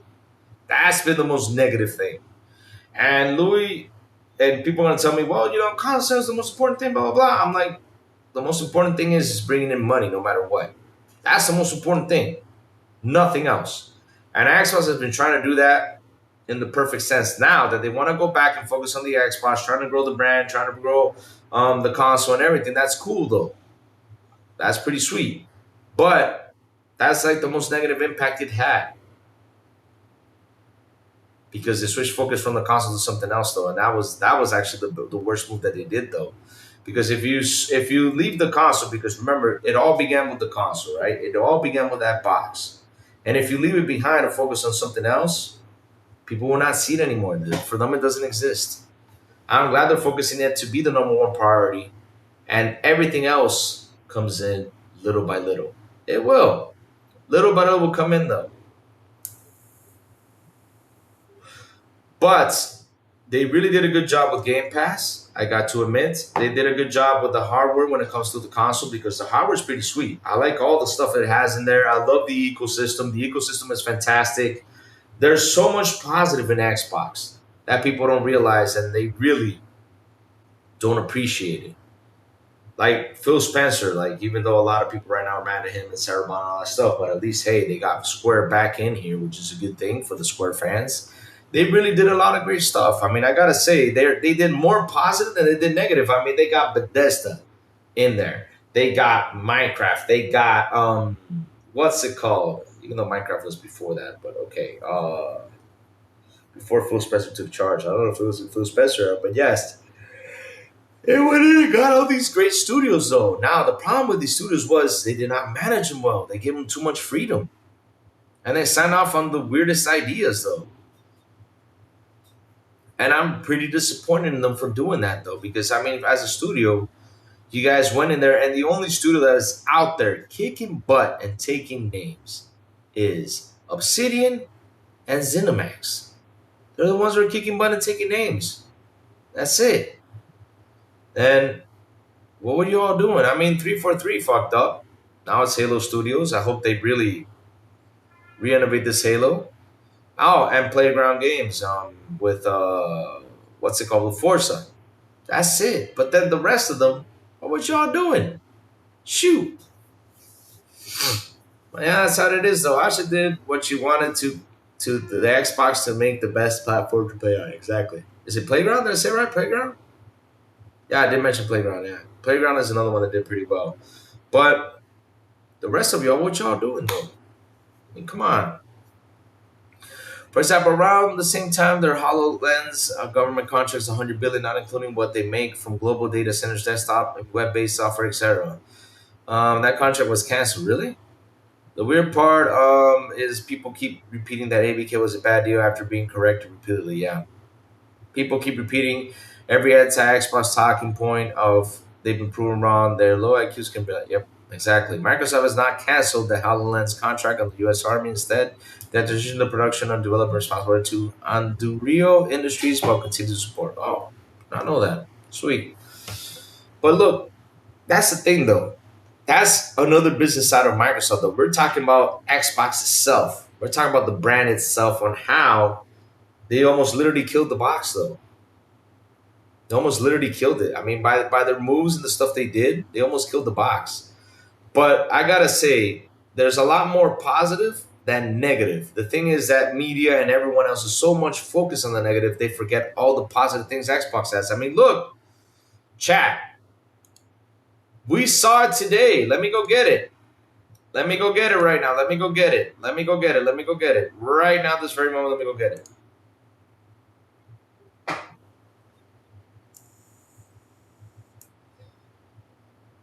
Hazardous Gaming said it. Posted it. Will the Bro Boy sent it to me too. They're making it that download speeds are faster. They are changing a lot of things in the store. They are doing so much that we're sitting here be like, wow, this is amazing. All the work they've been doing behind the lines, though. They're making it better for us. Things we did not see 3 years ago. The quick resume, we can pick and choose what games we have in quick resume. We can pick and choose this. We can do this. We can do that. I mean, they are changing things for us that we are enjoying. And even though they're small things, it's customer support, though. I understand that, but they're doing it. They are really pushing the barrier right here. Now we got back compact games on PC from the Xbox console, from the OG one. Holy shit, this is awesome.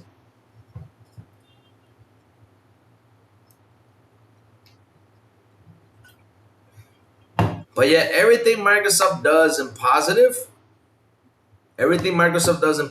these guys are going out there and talking negative about it. That's my problem. That's why I sit here and I scratch my head and be like, what the hell?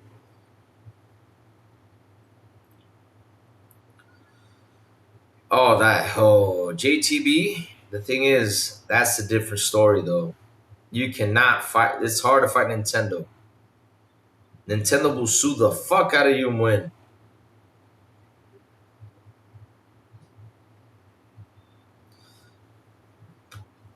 Platinum trophy equivalent. I mean, we're getting if you get the 1,000 achievement, that's enough for me than a platinum trophy, though. And not only that, you got to benefit for something, though. Each time you get an achievement, you get money back. You get Microsoft points for you to buy your next game. So, that's better than fucking getting a platinum, because platinum is just there.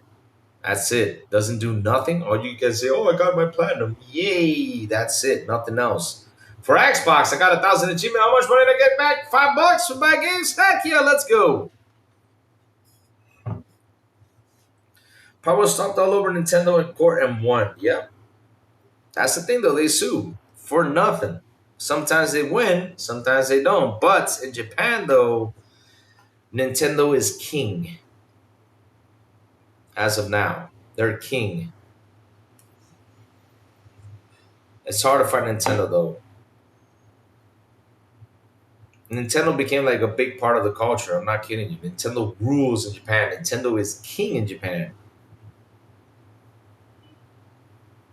They're king. King. No joke. Nintendo is like a beast out there. Everywhere he goes, Nintendo. And that's what I heard from people who have gone to Japan. I mean, I have not gone to Japan, but yeah. Hey, X-Lands Gaming, what's up, baby? How you doing? Good morning. What's cooking? But yeah, like I was saying, though, like people tend to go out there and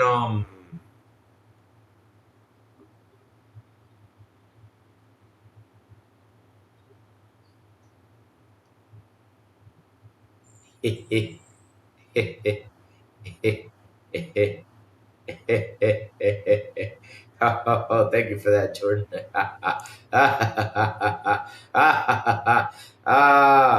Oh God. Oh God. Let me repost this. Thank you. Thank you.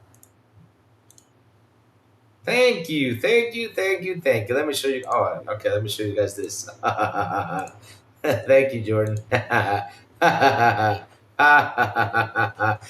glad they got this fool, though. Xbox fans support begging for more Spider-Man. See more. Announce the PS5 version. I'll be there on July 30. Can't wait, says Hunter. Wow, you. This is why. You gotta watch out what you say out there, because when you say it might come back and bite you in the ass. I love this thing. Oh man. Well, Lloyd, they don't rule USA. Oh, I know they don't rule USA though. I know that. But the thing is, though, it's hard to do. It's hard to tell what a business can do. Like, for example, look what regulators told you. They cannot force PlayStation to make physical games. They cannot force them. Now, what regulators can do is look at the digital stores and find a way to force them for you to have a way to sell your games. One, to have a way to trade your games and stuff like that. They can try to do that. Regulators can do that. But they cannot go in and tell Sony, hey, look, build this. Hunter is the same guy. I can't stand that dude. I can't stand him. Seriously, I cannot stand that dude. Like, I don't, like, seriously, it's like, dude, go away. Seriously, he needs to go away and take a little vacation. Go away for a while. Take a vacation. He lives and thrives with his bull crap. He says he owns an Xbox and he's neutral, but he ain't neutral shit. He said it one day. I even asked her, is this guy sponsored by Sony? He came back and told me like a weird thing. I just laughed at him. I didn't even respond back because why? He looked stupid with his response though. He thought he owned me, but I was just laughing at him. He is super annoying. He's one of the most annoying guys out there, no joke. 10 a.m. Halo out, now I can't play. Well, just wait a while, Goku Poe. No worries. It's out. When you get home, you'll play. Did it Switch 2 just break sales during its first year on the market in the US? Kind of did, though. Kind of did. So let's see what else is going on out there besides me laughing at stuff. I love this. I reposted that sucker. That was a good one right there. So let's see what else is happening. Pa, pa, pa, pa, da, pa, pa, pa, da.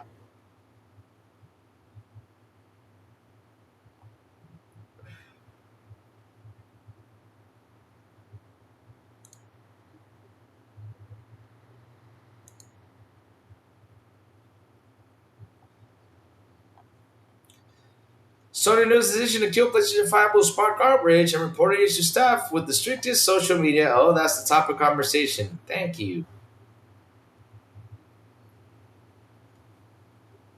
Wolverine PS5 hype train has arrived in San Diego. Let me see the responses though. Fuck you, Sony. Hunter, you're getting everyone mad. Don't fuck around. I'm gonna kick your ass. I'm happy. The chat. Listen. Out of all things, I'm happy to see the PlayStation fans fight these guys. I'm happy. Keep fighting them. As of June 2026, only 25% console sales were digital only version. The majority went to just drive model. Okay. Oh. Don't forget this banger, Dirt, the Time Sweeper. Oh man. Now they're picking up poor degrading. Former PlayStation boss Sean Layden wants to save games by bringing back AA, and he has a plan. You know what your plan should be? Shut up for a while. That should be your plan. We will be happy if you shut up for a while. I'm not kidding. Dude, get away for a while. Just chill out. You know, eat a pickle. I don't know, whatever. Just eat a pizza, though.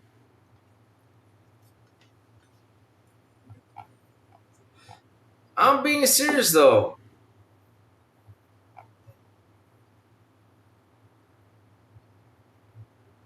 Have people to Gears of War E-Day invite. Sweet.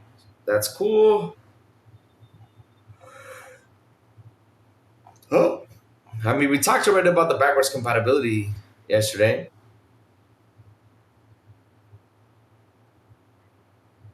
Matt Piscatella was summoned to save Sony.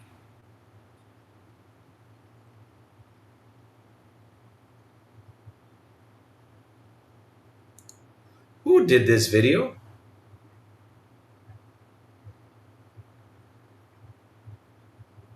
Oh, it was Alan Gaming with Jay, but Alan, I can't agree with you there because for me, I don't think that Piscatella has been posting data for the longest time though. I did not think he was summoned to save Sony though. The problem is these media sites are looking for that save for Sony, not Matt Piscatella, because Matt Piscatella is a guy that goes out there and he posts the news of what's going on though. That's it. That's all he says though. He says, okay, this is what Sony this is what happened physical versus this. This has been a subject though. He's just talking about it. Period. And he's always been posting this data for the longest of time. It's not that he's saving the company, it's that he's speaking facts though for what his data says. That's all. But the media is trying to get that positive news or that negative news and try to turn it into a positive. That's a different story, though.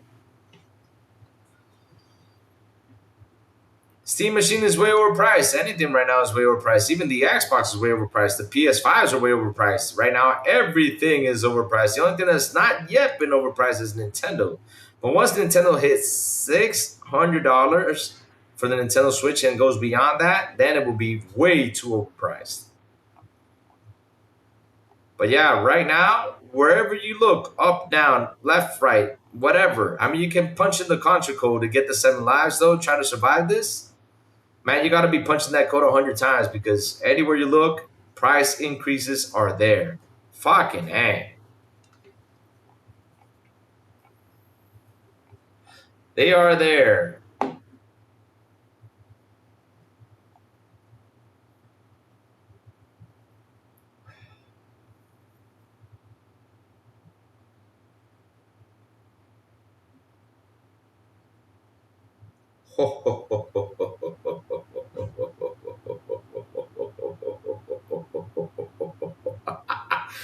Oh, God.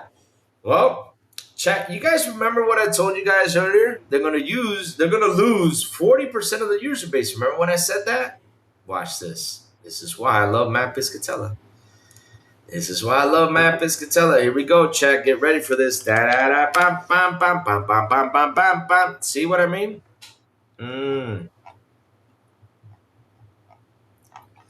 Let's go find Matt's. Oh, baby.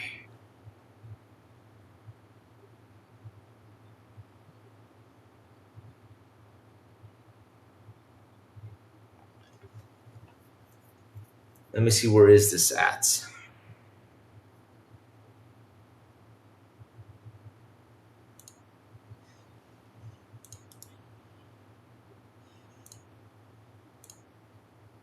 They're not going to like me today, but me, I don't care if they do or not. But, chats, here it is. I'm going to zoom in on this one. Seeing this old stat being thrown around, wanted to update. Wow, watch this.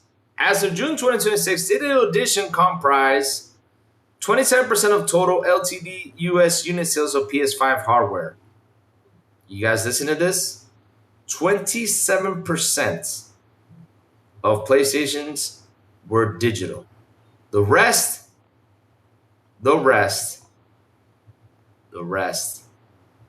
is physical.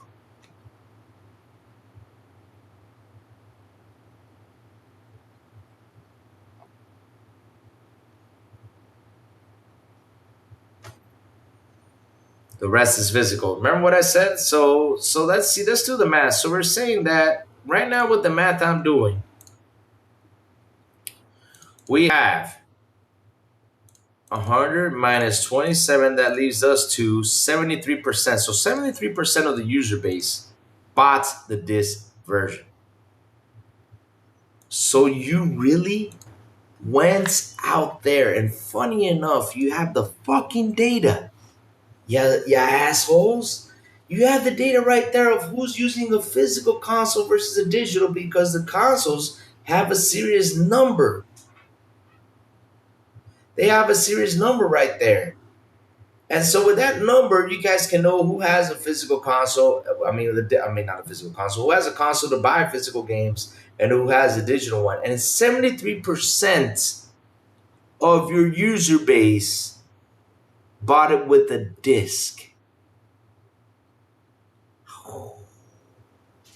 And you went out there and pissed off the 73%.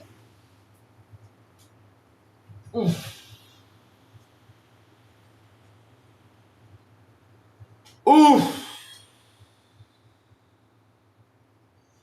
Yikes.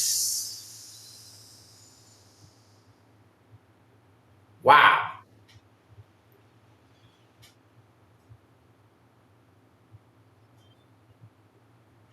Exactly. Bro Boy says, and that probably doesn't include those who bought the digital console and then bought the disc drive separately. But wow. You went out there and pissed off 73% of the fan base. No wonder this has not stopped. Because they say it's a minority, but this is not a minority. This is 73% I mean, I'm part of that 27% that buy the digital though, because I don't care about physical games though. But damn, 73% of your console user base in the US. What the fuck is stopping this chair, little shit? I don't know, but something's stopping this chair. But again, 73% of your console user base is physical. Even though I know they bought digital content, of course, 100%, but they buy that because they want that option just in case they go to a Walmart store or whatever. I mean, we have Matrix even dropping in here that he says, "Well, I bought a game for $5, physical." Like we've all done. I mean, sometimes we go to Walmart, or sometimes we go to Best Buy or this place, and we find this game that we wanted to buy in physical for $5. Of course, we're gonna pick it up. Of course, we're going to pick it up. And with the technology that we have, I bet you we look at our cell phones and be like, okay, give you an example. Cyberpunk. Let's say the physical version of Cyberpunk is $10 at Walmart, and you buy it digitally, it's like $50. Of course, you're going to get the $10 physical one.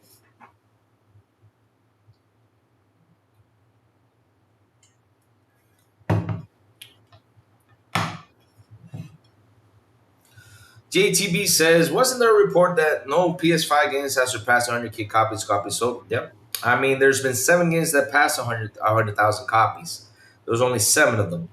But that's not the problem, though. The problem is that he's just reporting on what's been going on with this. So he's reporting and trying to explain on his reports, though. But it's not that he's trying to save Sony. He's just clearing out the stats and the facts about it, though, of what's going on with the physical media. He's just reporting on that. Hey, Nini, whoa. What do you want to say, Nini, that you're going to play Halo PS5 Pro? So you literally dropped by to tell me that? Okay. I'll play my Halo on my 3080. Beat that. And Nini, I got a question, though. How are you feeling with the whole physical media stuff since you're here? I know you're a PlayStation fanboy, so go ahead. Tell me. How do you feel about that, though?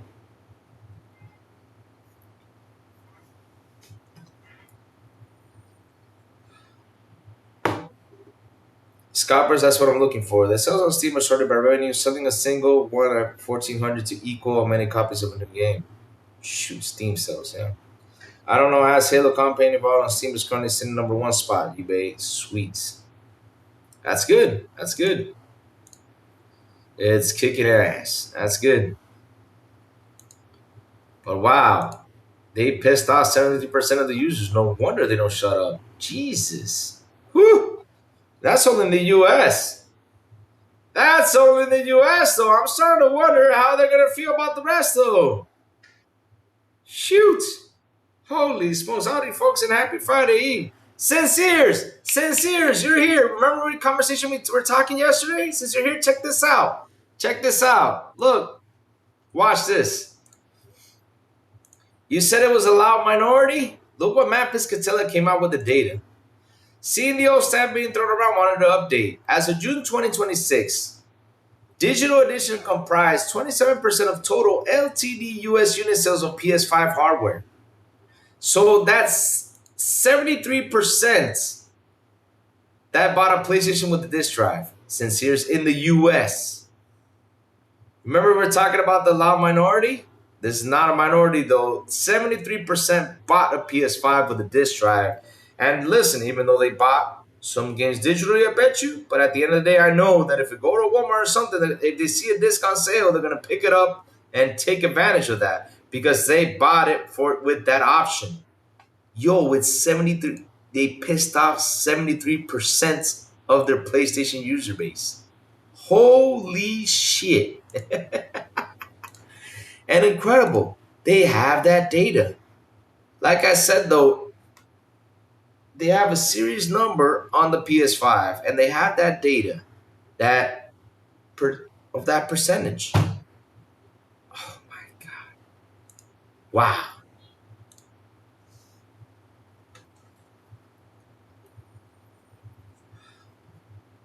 Crazy Louis. PlayStation fanboys think everything will be digital code in the disc box. Yes, everything will be a digital code, my friend.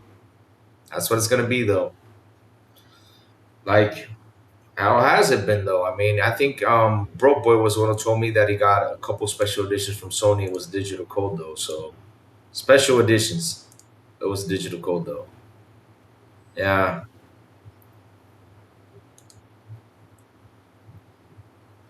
Wow. You saw it? Yeah, man. I mean, we were talking, like, literally, we were talking about this yesterday. We are calling it the loud minority, but this is not a loud minority since years. It's 73%. This is a big, but this is a big thing. Holy shit.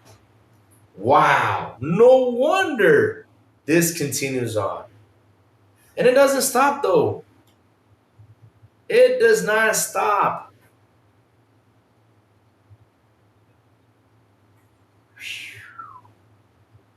Wow.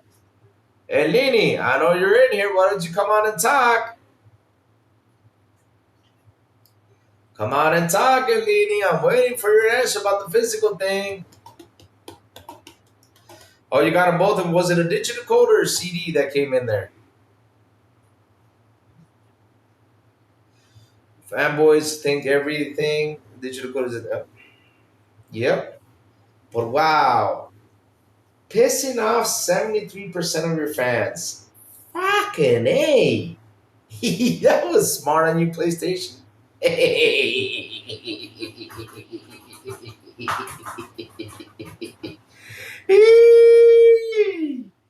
Oh Lord, no wonder that outrage is huge. No wonder they got 300,000 people signing a petition. No wonder they got a whole bunch of things.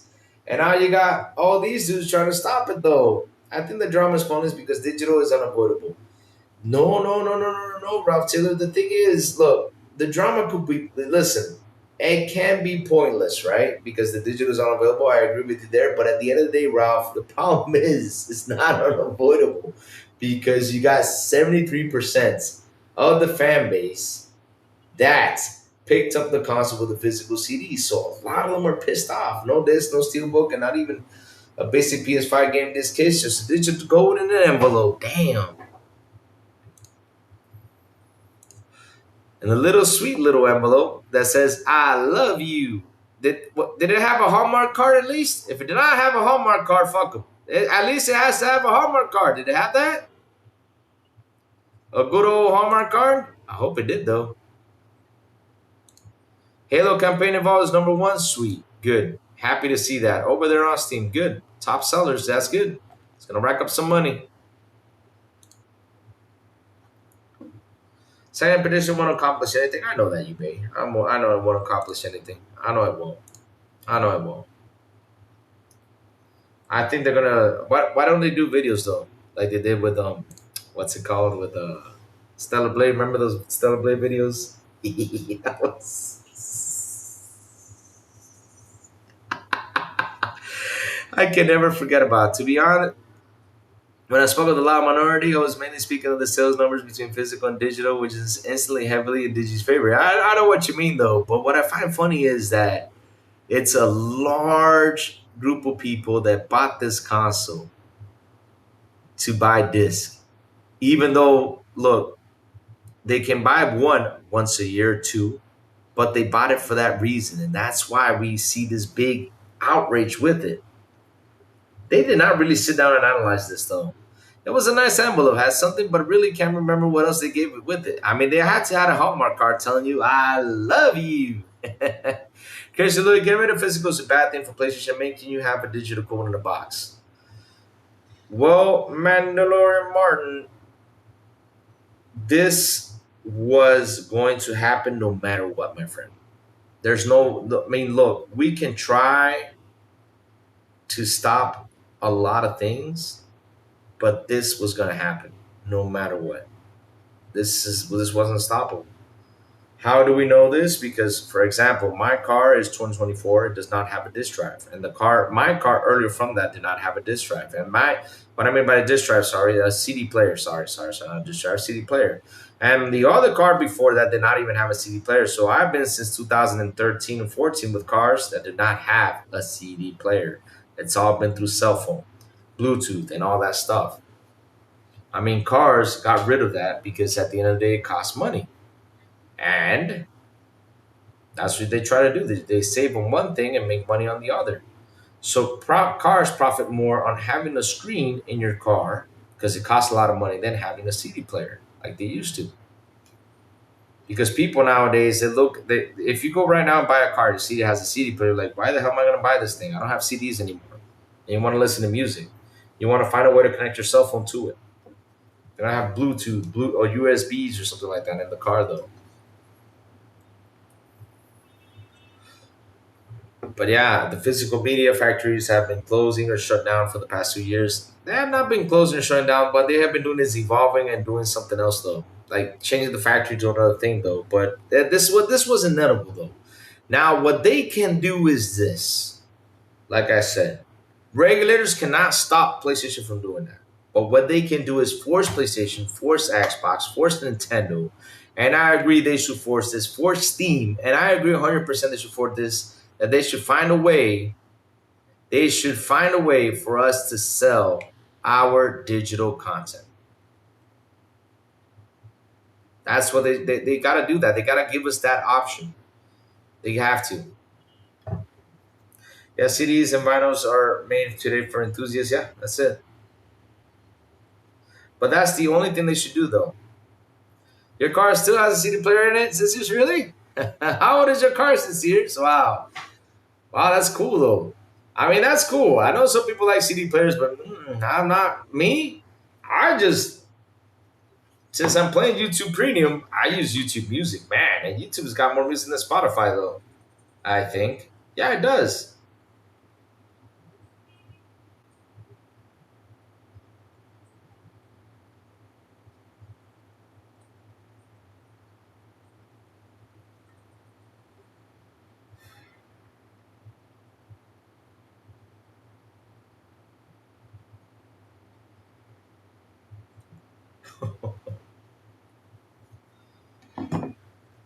Crazy Louis, PlayStation fanboys is scared of not owning the digital games because companies can take it away. I mean, you can be afraid of that, but the thing is, you gotta fight this. You gotta fight the whole digital thing because look, this is what I know. I know since the dawn of time, right?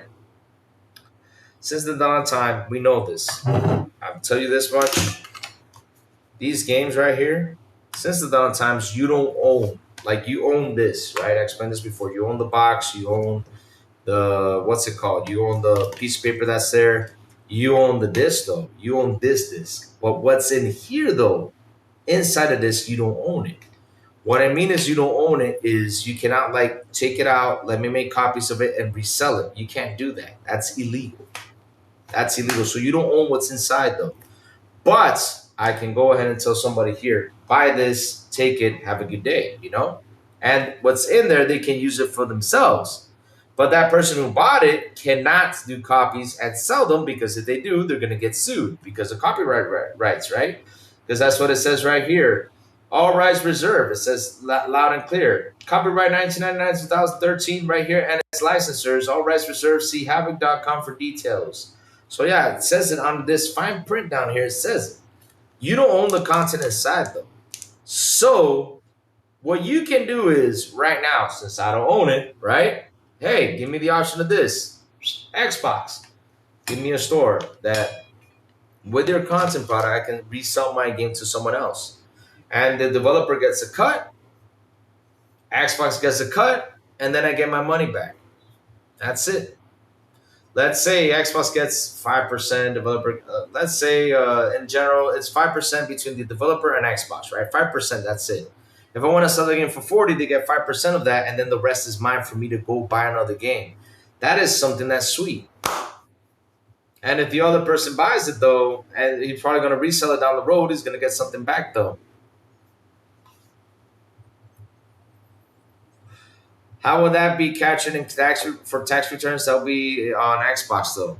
Because that's why when you buy a digital game,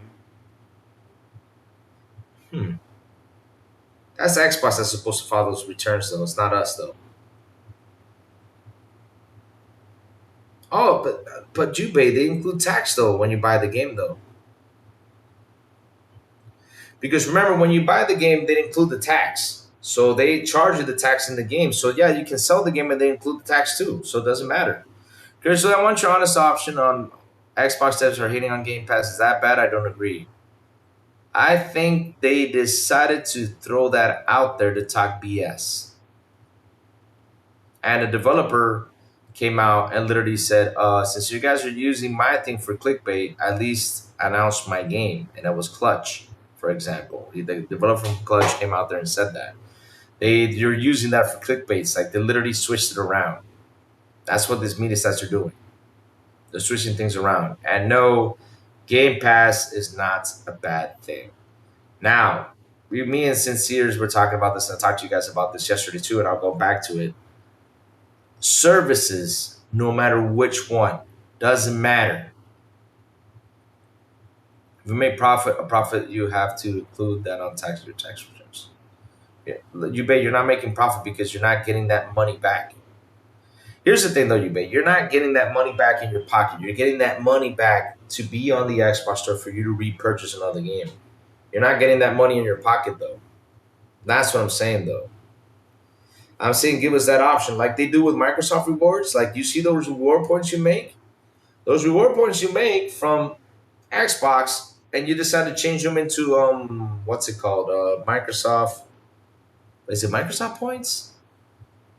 And you started switching to Microsoft, not Microsoft points. What's the Microsoft? I don't remember what the currency is, but yeah, you switch it to that from your points that you make from rewards. You switch into those Microsoft coins, whatever it's called. I forgot the name of it. Sorry, I'm blanking out on it. And you purchase the game though. That's what I'm saying though. Like, for example, you get your money back, but you get it in the console that you can go ahead and rebuy another game though. That's all. If you got a game and sold it after the sale for more than you paid, you made a profit, and says sale will count it as income. They will figure it out. Trust me. There's got to be a way to figure it out, though. They'll figure it out. They'll figure out something. Because again, I need this to happen, eBay. I need this to happen. I need this to happen, though. I need that to happen because I have like 400 games or 300 games. I wish I could just go in and trade and say, okay, I want to sell this. Like, for example, Assassin's Creed Unity. I want to sell that shit. Another one I would like to sell is what's that one called that's from Ubisoft that I just did not like it? Watch Dogs 2, 3. I just know. I want to resell those suckers. And just with that money, even though I get $5 back, at least it's $5. I mean, I want to use it right there in the store to go pick something else up. Fuck it.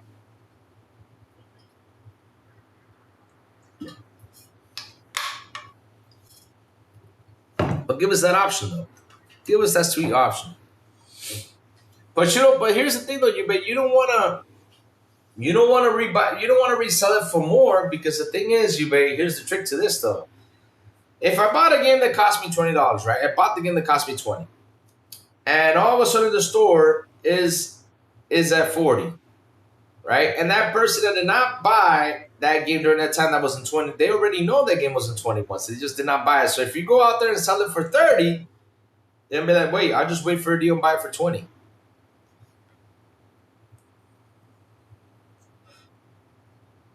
Louis,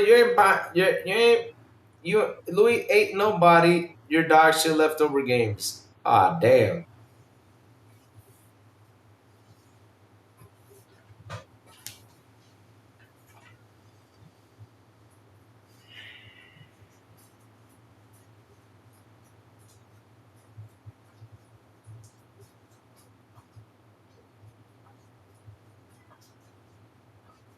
You suck. Calling my shit leftover games like that, you suck. Man, that was mean and rude. Hey.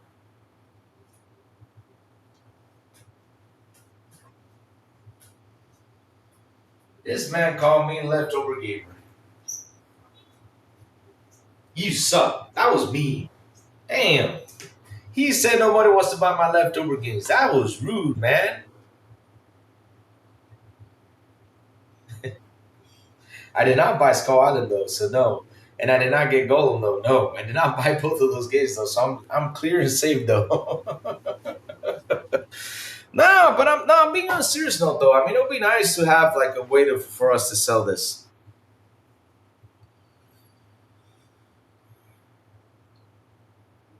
Steam a lot of that? I don't know. I mean, there has to be something though. Let me see, Louis over there trying to sell Happy Feet for $30. Oh no, I would never do that though. Xbox won't let you sell more for more than what you bought it for. I think they would not let you do that though. Like I said, though, there's got to be something to figured out. Digital ownership, no reselling because players only buy a license. Is the first sale doctrine does not apply, meaning digital games cannot be legally resold or transferred to another person. Wow, that's what I mean though. They gotta go in and change that though, because look, at the end of the day though, I want to do that with my digital game, and if it gets resold, like I said, it's good for the business because at the end of the day, guess who's gonna make that money? Xbox and the developer. They make more money with that. They will make more money. Trust me. Even though it's $1 though, they will make money. Anything that comes in is nice though. It's a good way for them for not only Xbox but also to make money, okay? Because here's the thing, though. Check this out. This is why it's a good idea, though. This is why it's a good idea. Look, I was a dev. Here, let's use this as an example. So let's say I bought, like I just did. I bought Black Flag, right? I bought Black Flag. It's one of my favorite games of Assassin's Creed, right? And I finished it early. Okay, I'm done with it. So already after I bought it, Microsoft got their money and Ubisoft got its money. So let's say this: I want to resell it. I want to say, okay, let me resell this, and I want to buy another thing. So right then and there, I resell the game. Another person buys it. I sell it for like $40. But again, Xbox made money again, and Ubisoft made money again. And let's say that person goes through Assassin's Creed Black Flag and he resells it. Again, Xbox makes money. Again, Ubisoft makes money again. So they already made 3 times the money on that same game. Right there. 3 times already they made money on it. It may not be as much as the very game, but at least they keep on making money from the game you sold digitally. So that's why it's a good plan, though. I had to take a second off 76 to laugh at Louis' leftover games, man. Y'all are so mean. That why so serious sucks though. I mean, why does he have to say it that way though? He may be depressed with that thing right there, man. He just said all my games are leftovers, man. Listen, I paid for those games with my hard-earned money. Shit, it wasn't with your money. That is mean as hell, man. I worked hard to pay for those games. Damn it. Leftover games. God damn. I was rude as hell. Now I'm depressed though.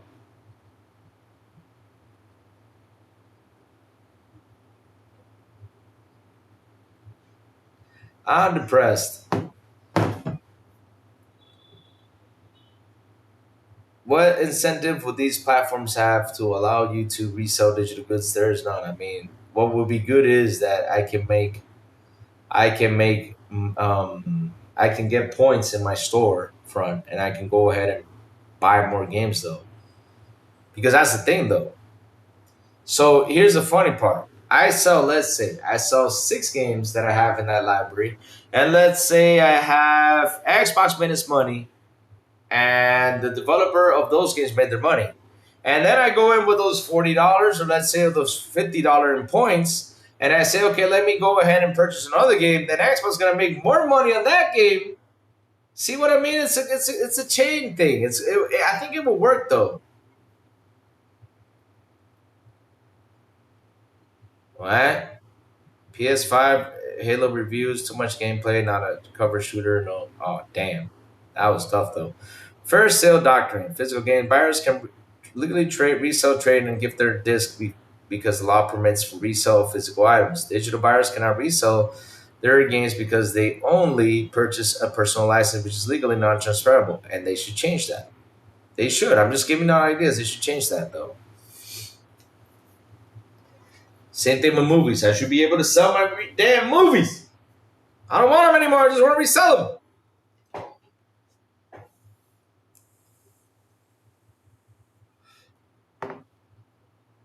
Dog doesn't allow resale, but people can download and win for backup. Yep, they can. They can't. They don't allow it though. And that's the thing though now, because here's the thing though.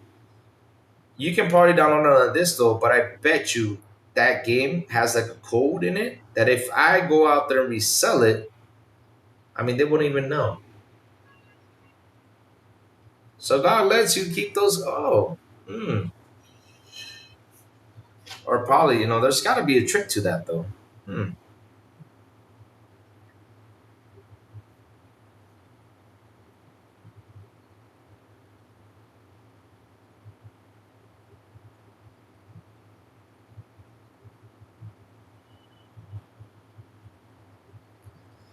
And now I can see. All right, perfect. They just sell another copy and make more selling directly. Yep.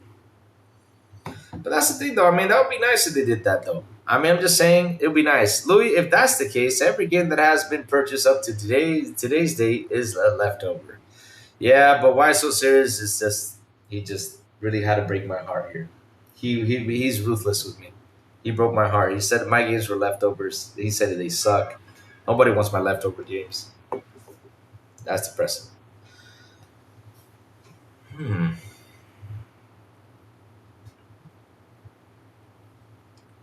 Because selling black market GOG won't do anything. They probably resell. Oh, that will be a problem. See what I mean? That's gonna be a problem though. That will be a problem. That will be a problem. But unless they find out a way, because here's the funny part though. There are some games, I don't know how the fuck they figured that out. But y'all remember Serious Sam though? I remember one day I saw that game and I was like, man, I want to play this game. This game looks fun. So I went to the black market and picked up a copy of Serious Sam. Went in my PC, downloaded the game, from a physical disc though. So I remember I got that game, downloaded the game, and I was like, yeah, I installed it on my PC and everything, launched it. And all of a sudden while I was playing Serious Sam, this goddamn 50-foot beast in the game came running after me. I thought it was a boss. And I was like, how the hell am I going to kill this fucker? And I was running. I mean, I was running for my life. I'm not kidding you. I am not kidding you. That motherfucker came running after you and kicked your ass. I don't know how they figured that out, though. But they added that monster in there because you pirated the game. I found that out a couple years later. I was like, oh, no wonder that asshole was there. I mean, that day, chat, I said, Serious Sam sucked. I uninstalled the game. I said, I can't get anywhere. This monster's near impossible. Who the fuck made this game? These guys are dumbasses for making this. And then I figured out that it was a trap for the people who did pirating for the game. I was like, God damn, that was a genius move. How the fuck they figured that out? You know what I'm talking about, right, G-Bay? Oh, man, let me look for it.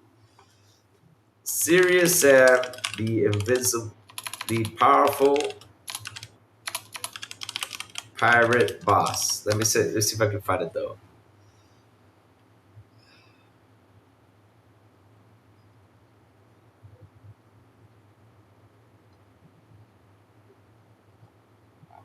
That's not it though. Nope, no.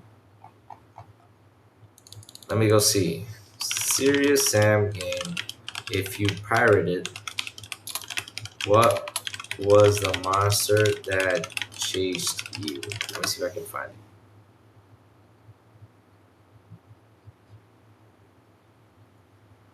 Here it is. Yep. Here it is. Here.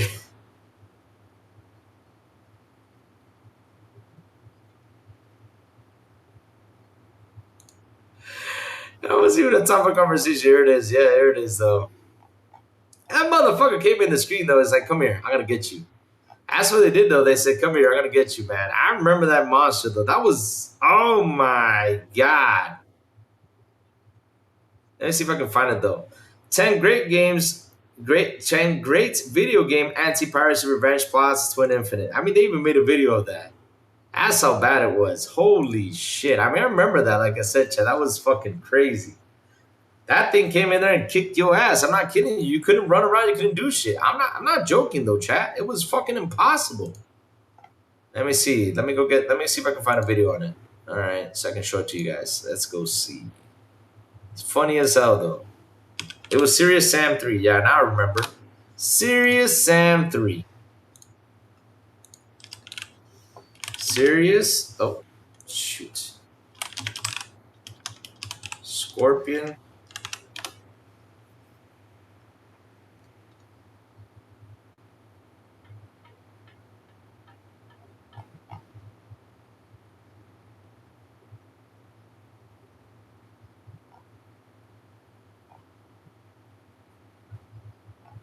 See if I can get it, chat. Hold on a second. I know they had a Scorpion boss fight though later on because you know people want to get revenge. So Scorpion 3 Invincible. I think this is it. So if I can remember correctly though, you were running around the town.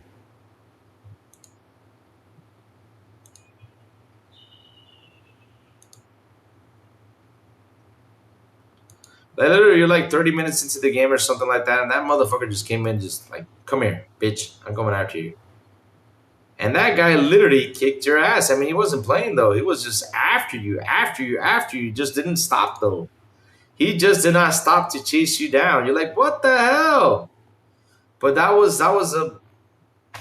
I think I don't know if let me see. Okay, let me see. Serious Sam, Invincible Scorpion. I think I got it now. It was only for 3 though.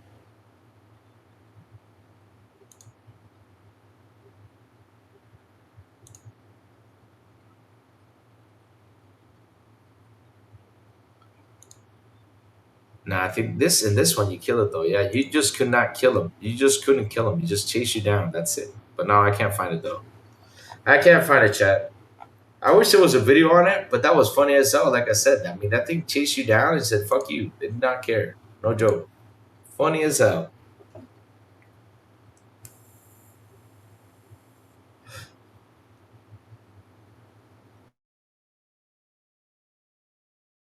Releasing on that version on prior websites. Yep, they're notorious for that because that's what I mean though. Like how did they figure that out though? Like how did they know that I was installing the game on this computer?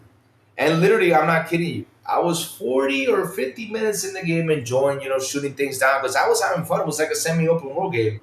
And all of a sudden this thing came out. I was like, I'm like, what the hell is this? And I was like, zoom, like running, like, oh shit, let me go run, hide, duck. And this was like, what the hell? Boom, boom, shooting it, running. And then it killed me. And I was like, is this a boss? Because that's the thing, though. I did not know what was going on. And I went in 30, 50 minutes into the game. The fucking Scorpion came by again. I was like, damn it. And then did it again. I did it like 6 times. And then I said, you know what? I'm done with this game. I'm installing. This is impossible to finish. And then a couple years later, I found out that they did this because you pirated the game. I was like, man, that was a genius move. I got to give him props, though. I got to give him props. I mean, it was 150 pesos badly spent, which is like $3. It was badly spent on that game, but I got what I deserved for pirating that game. I should have bought that game digitally. The amount of laws that we need to change or support digital game sales makes it where I'm not confident will happen. I also think regulators don't give a fuck enough about gaming to push it through. If the only way this can happen is if people start debating on it. I mean, that's the only way though. That's the only way that that if like a huge amount of people go into it, then they will take a look at it. I found it in Bing search in like 3 seconds. I put it in Bing though. I know it's the Visible Scorpion. I cannot find the video though.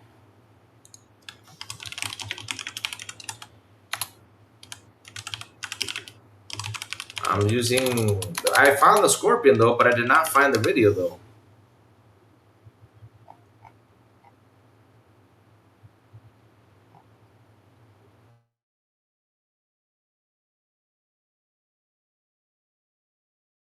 I don't know if it was in Serious Sam 1. I don't know which Serious Sam was it, but I remember I bought that game. And that thing came chasing after me like crazy. Said, "Come here, bitch. I'm yours." It was a huge ass Scorpion too. It was like this. It wasn't tiny. That was big though. It was mean as hell though.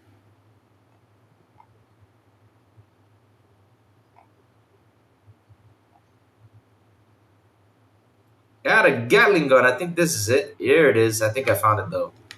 This was it. Let me go see if I can bring this up right now.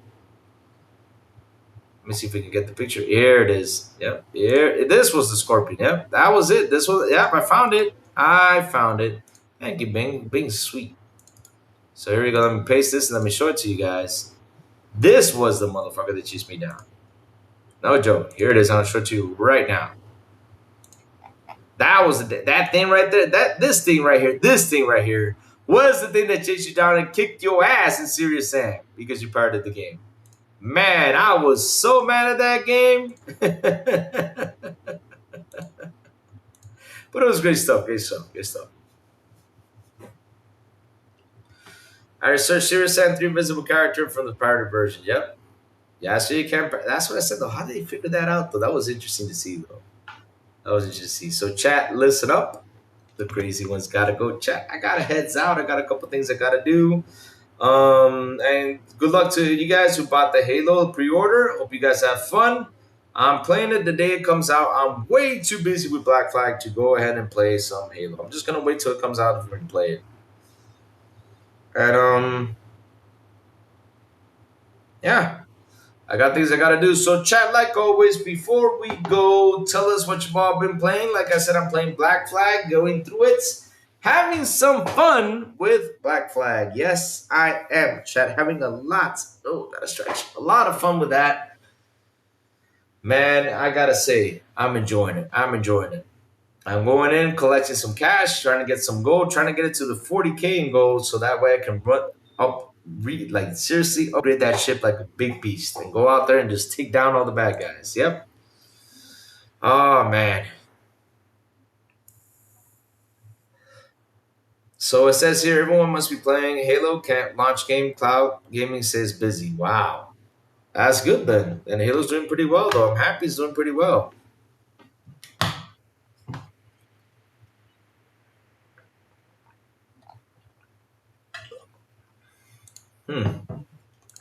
That's good. That means they weren't prepared for that. So, but we gotta wait. Give them a while though.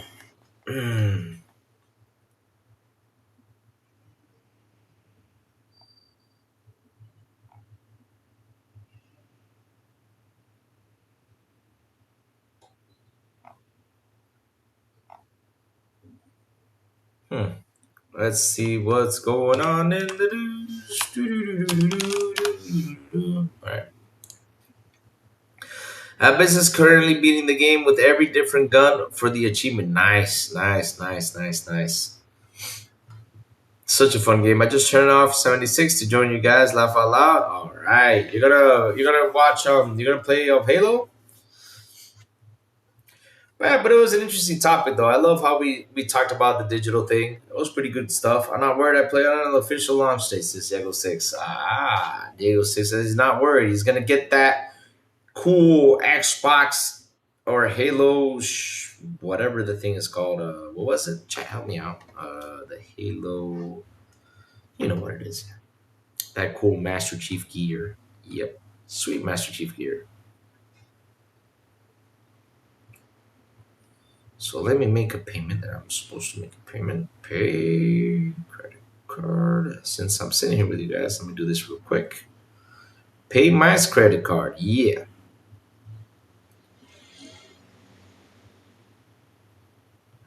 Louis IGN gave it a 7.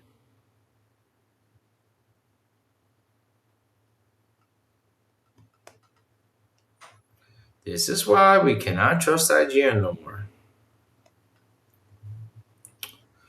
I don't trust anything with IGN. I seriously don't trust it anymore. IGN reviews, I don't care for them anymore. I just don't. I do not care for them, chat. I don't care for them.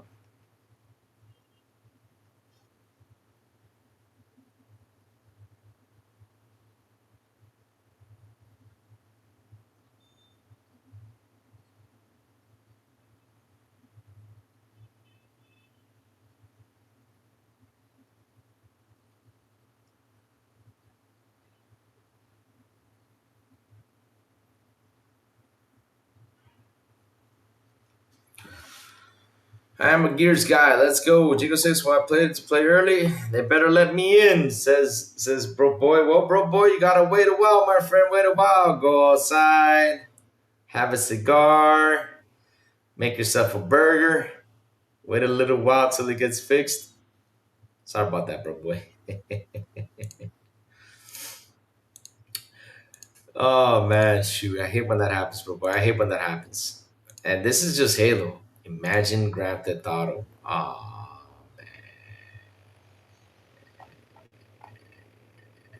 So VGC gave it a 10. This total 10 per Xbox 10. Name 1 9, press star 9, push square 9. PSX Brazil 8.5, Game Informer 8.5, GameStop 8, The Gamer 8, IGN 7, Tech Radar 7, Screen Rant 7, Games Radar 7, and the 6 Axis 7, 6.5 DualSense, Shockers, and Metacritic 83, and OpenCritic 84. Right. Yep.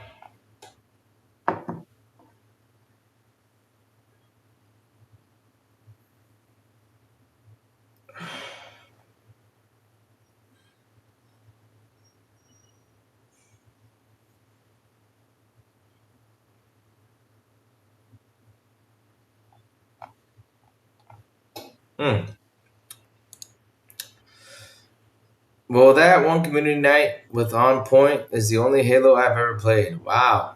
I only enjoy Halo 1, 5, and Infinite. I did not like Halo 2 or 3. Wow, you didn't? I think Halo 2 was pretty cool. I like Halo 2. Halo 2 was more fighting into that. They had great storyline and everything. Halo 3 was pretty fantastic. And ODST was one of the best though. Metacritic seemed fair. What was the review of the original Halo?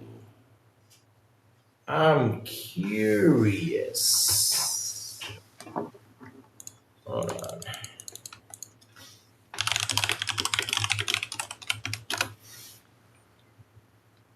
So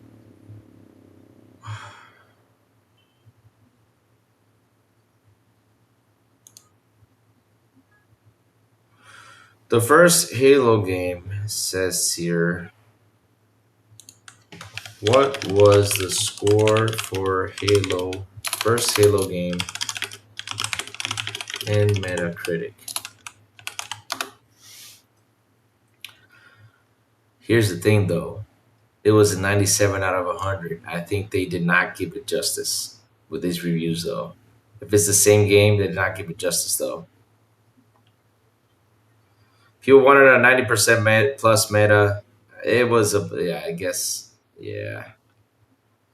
As super high meta, yep. And this is the same game. If this is the same game,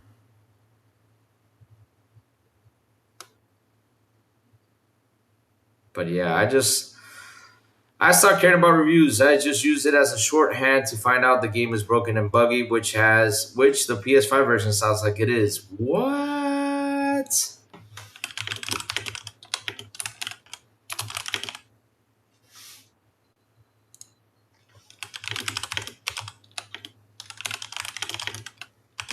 It can't be, no.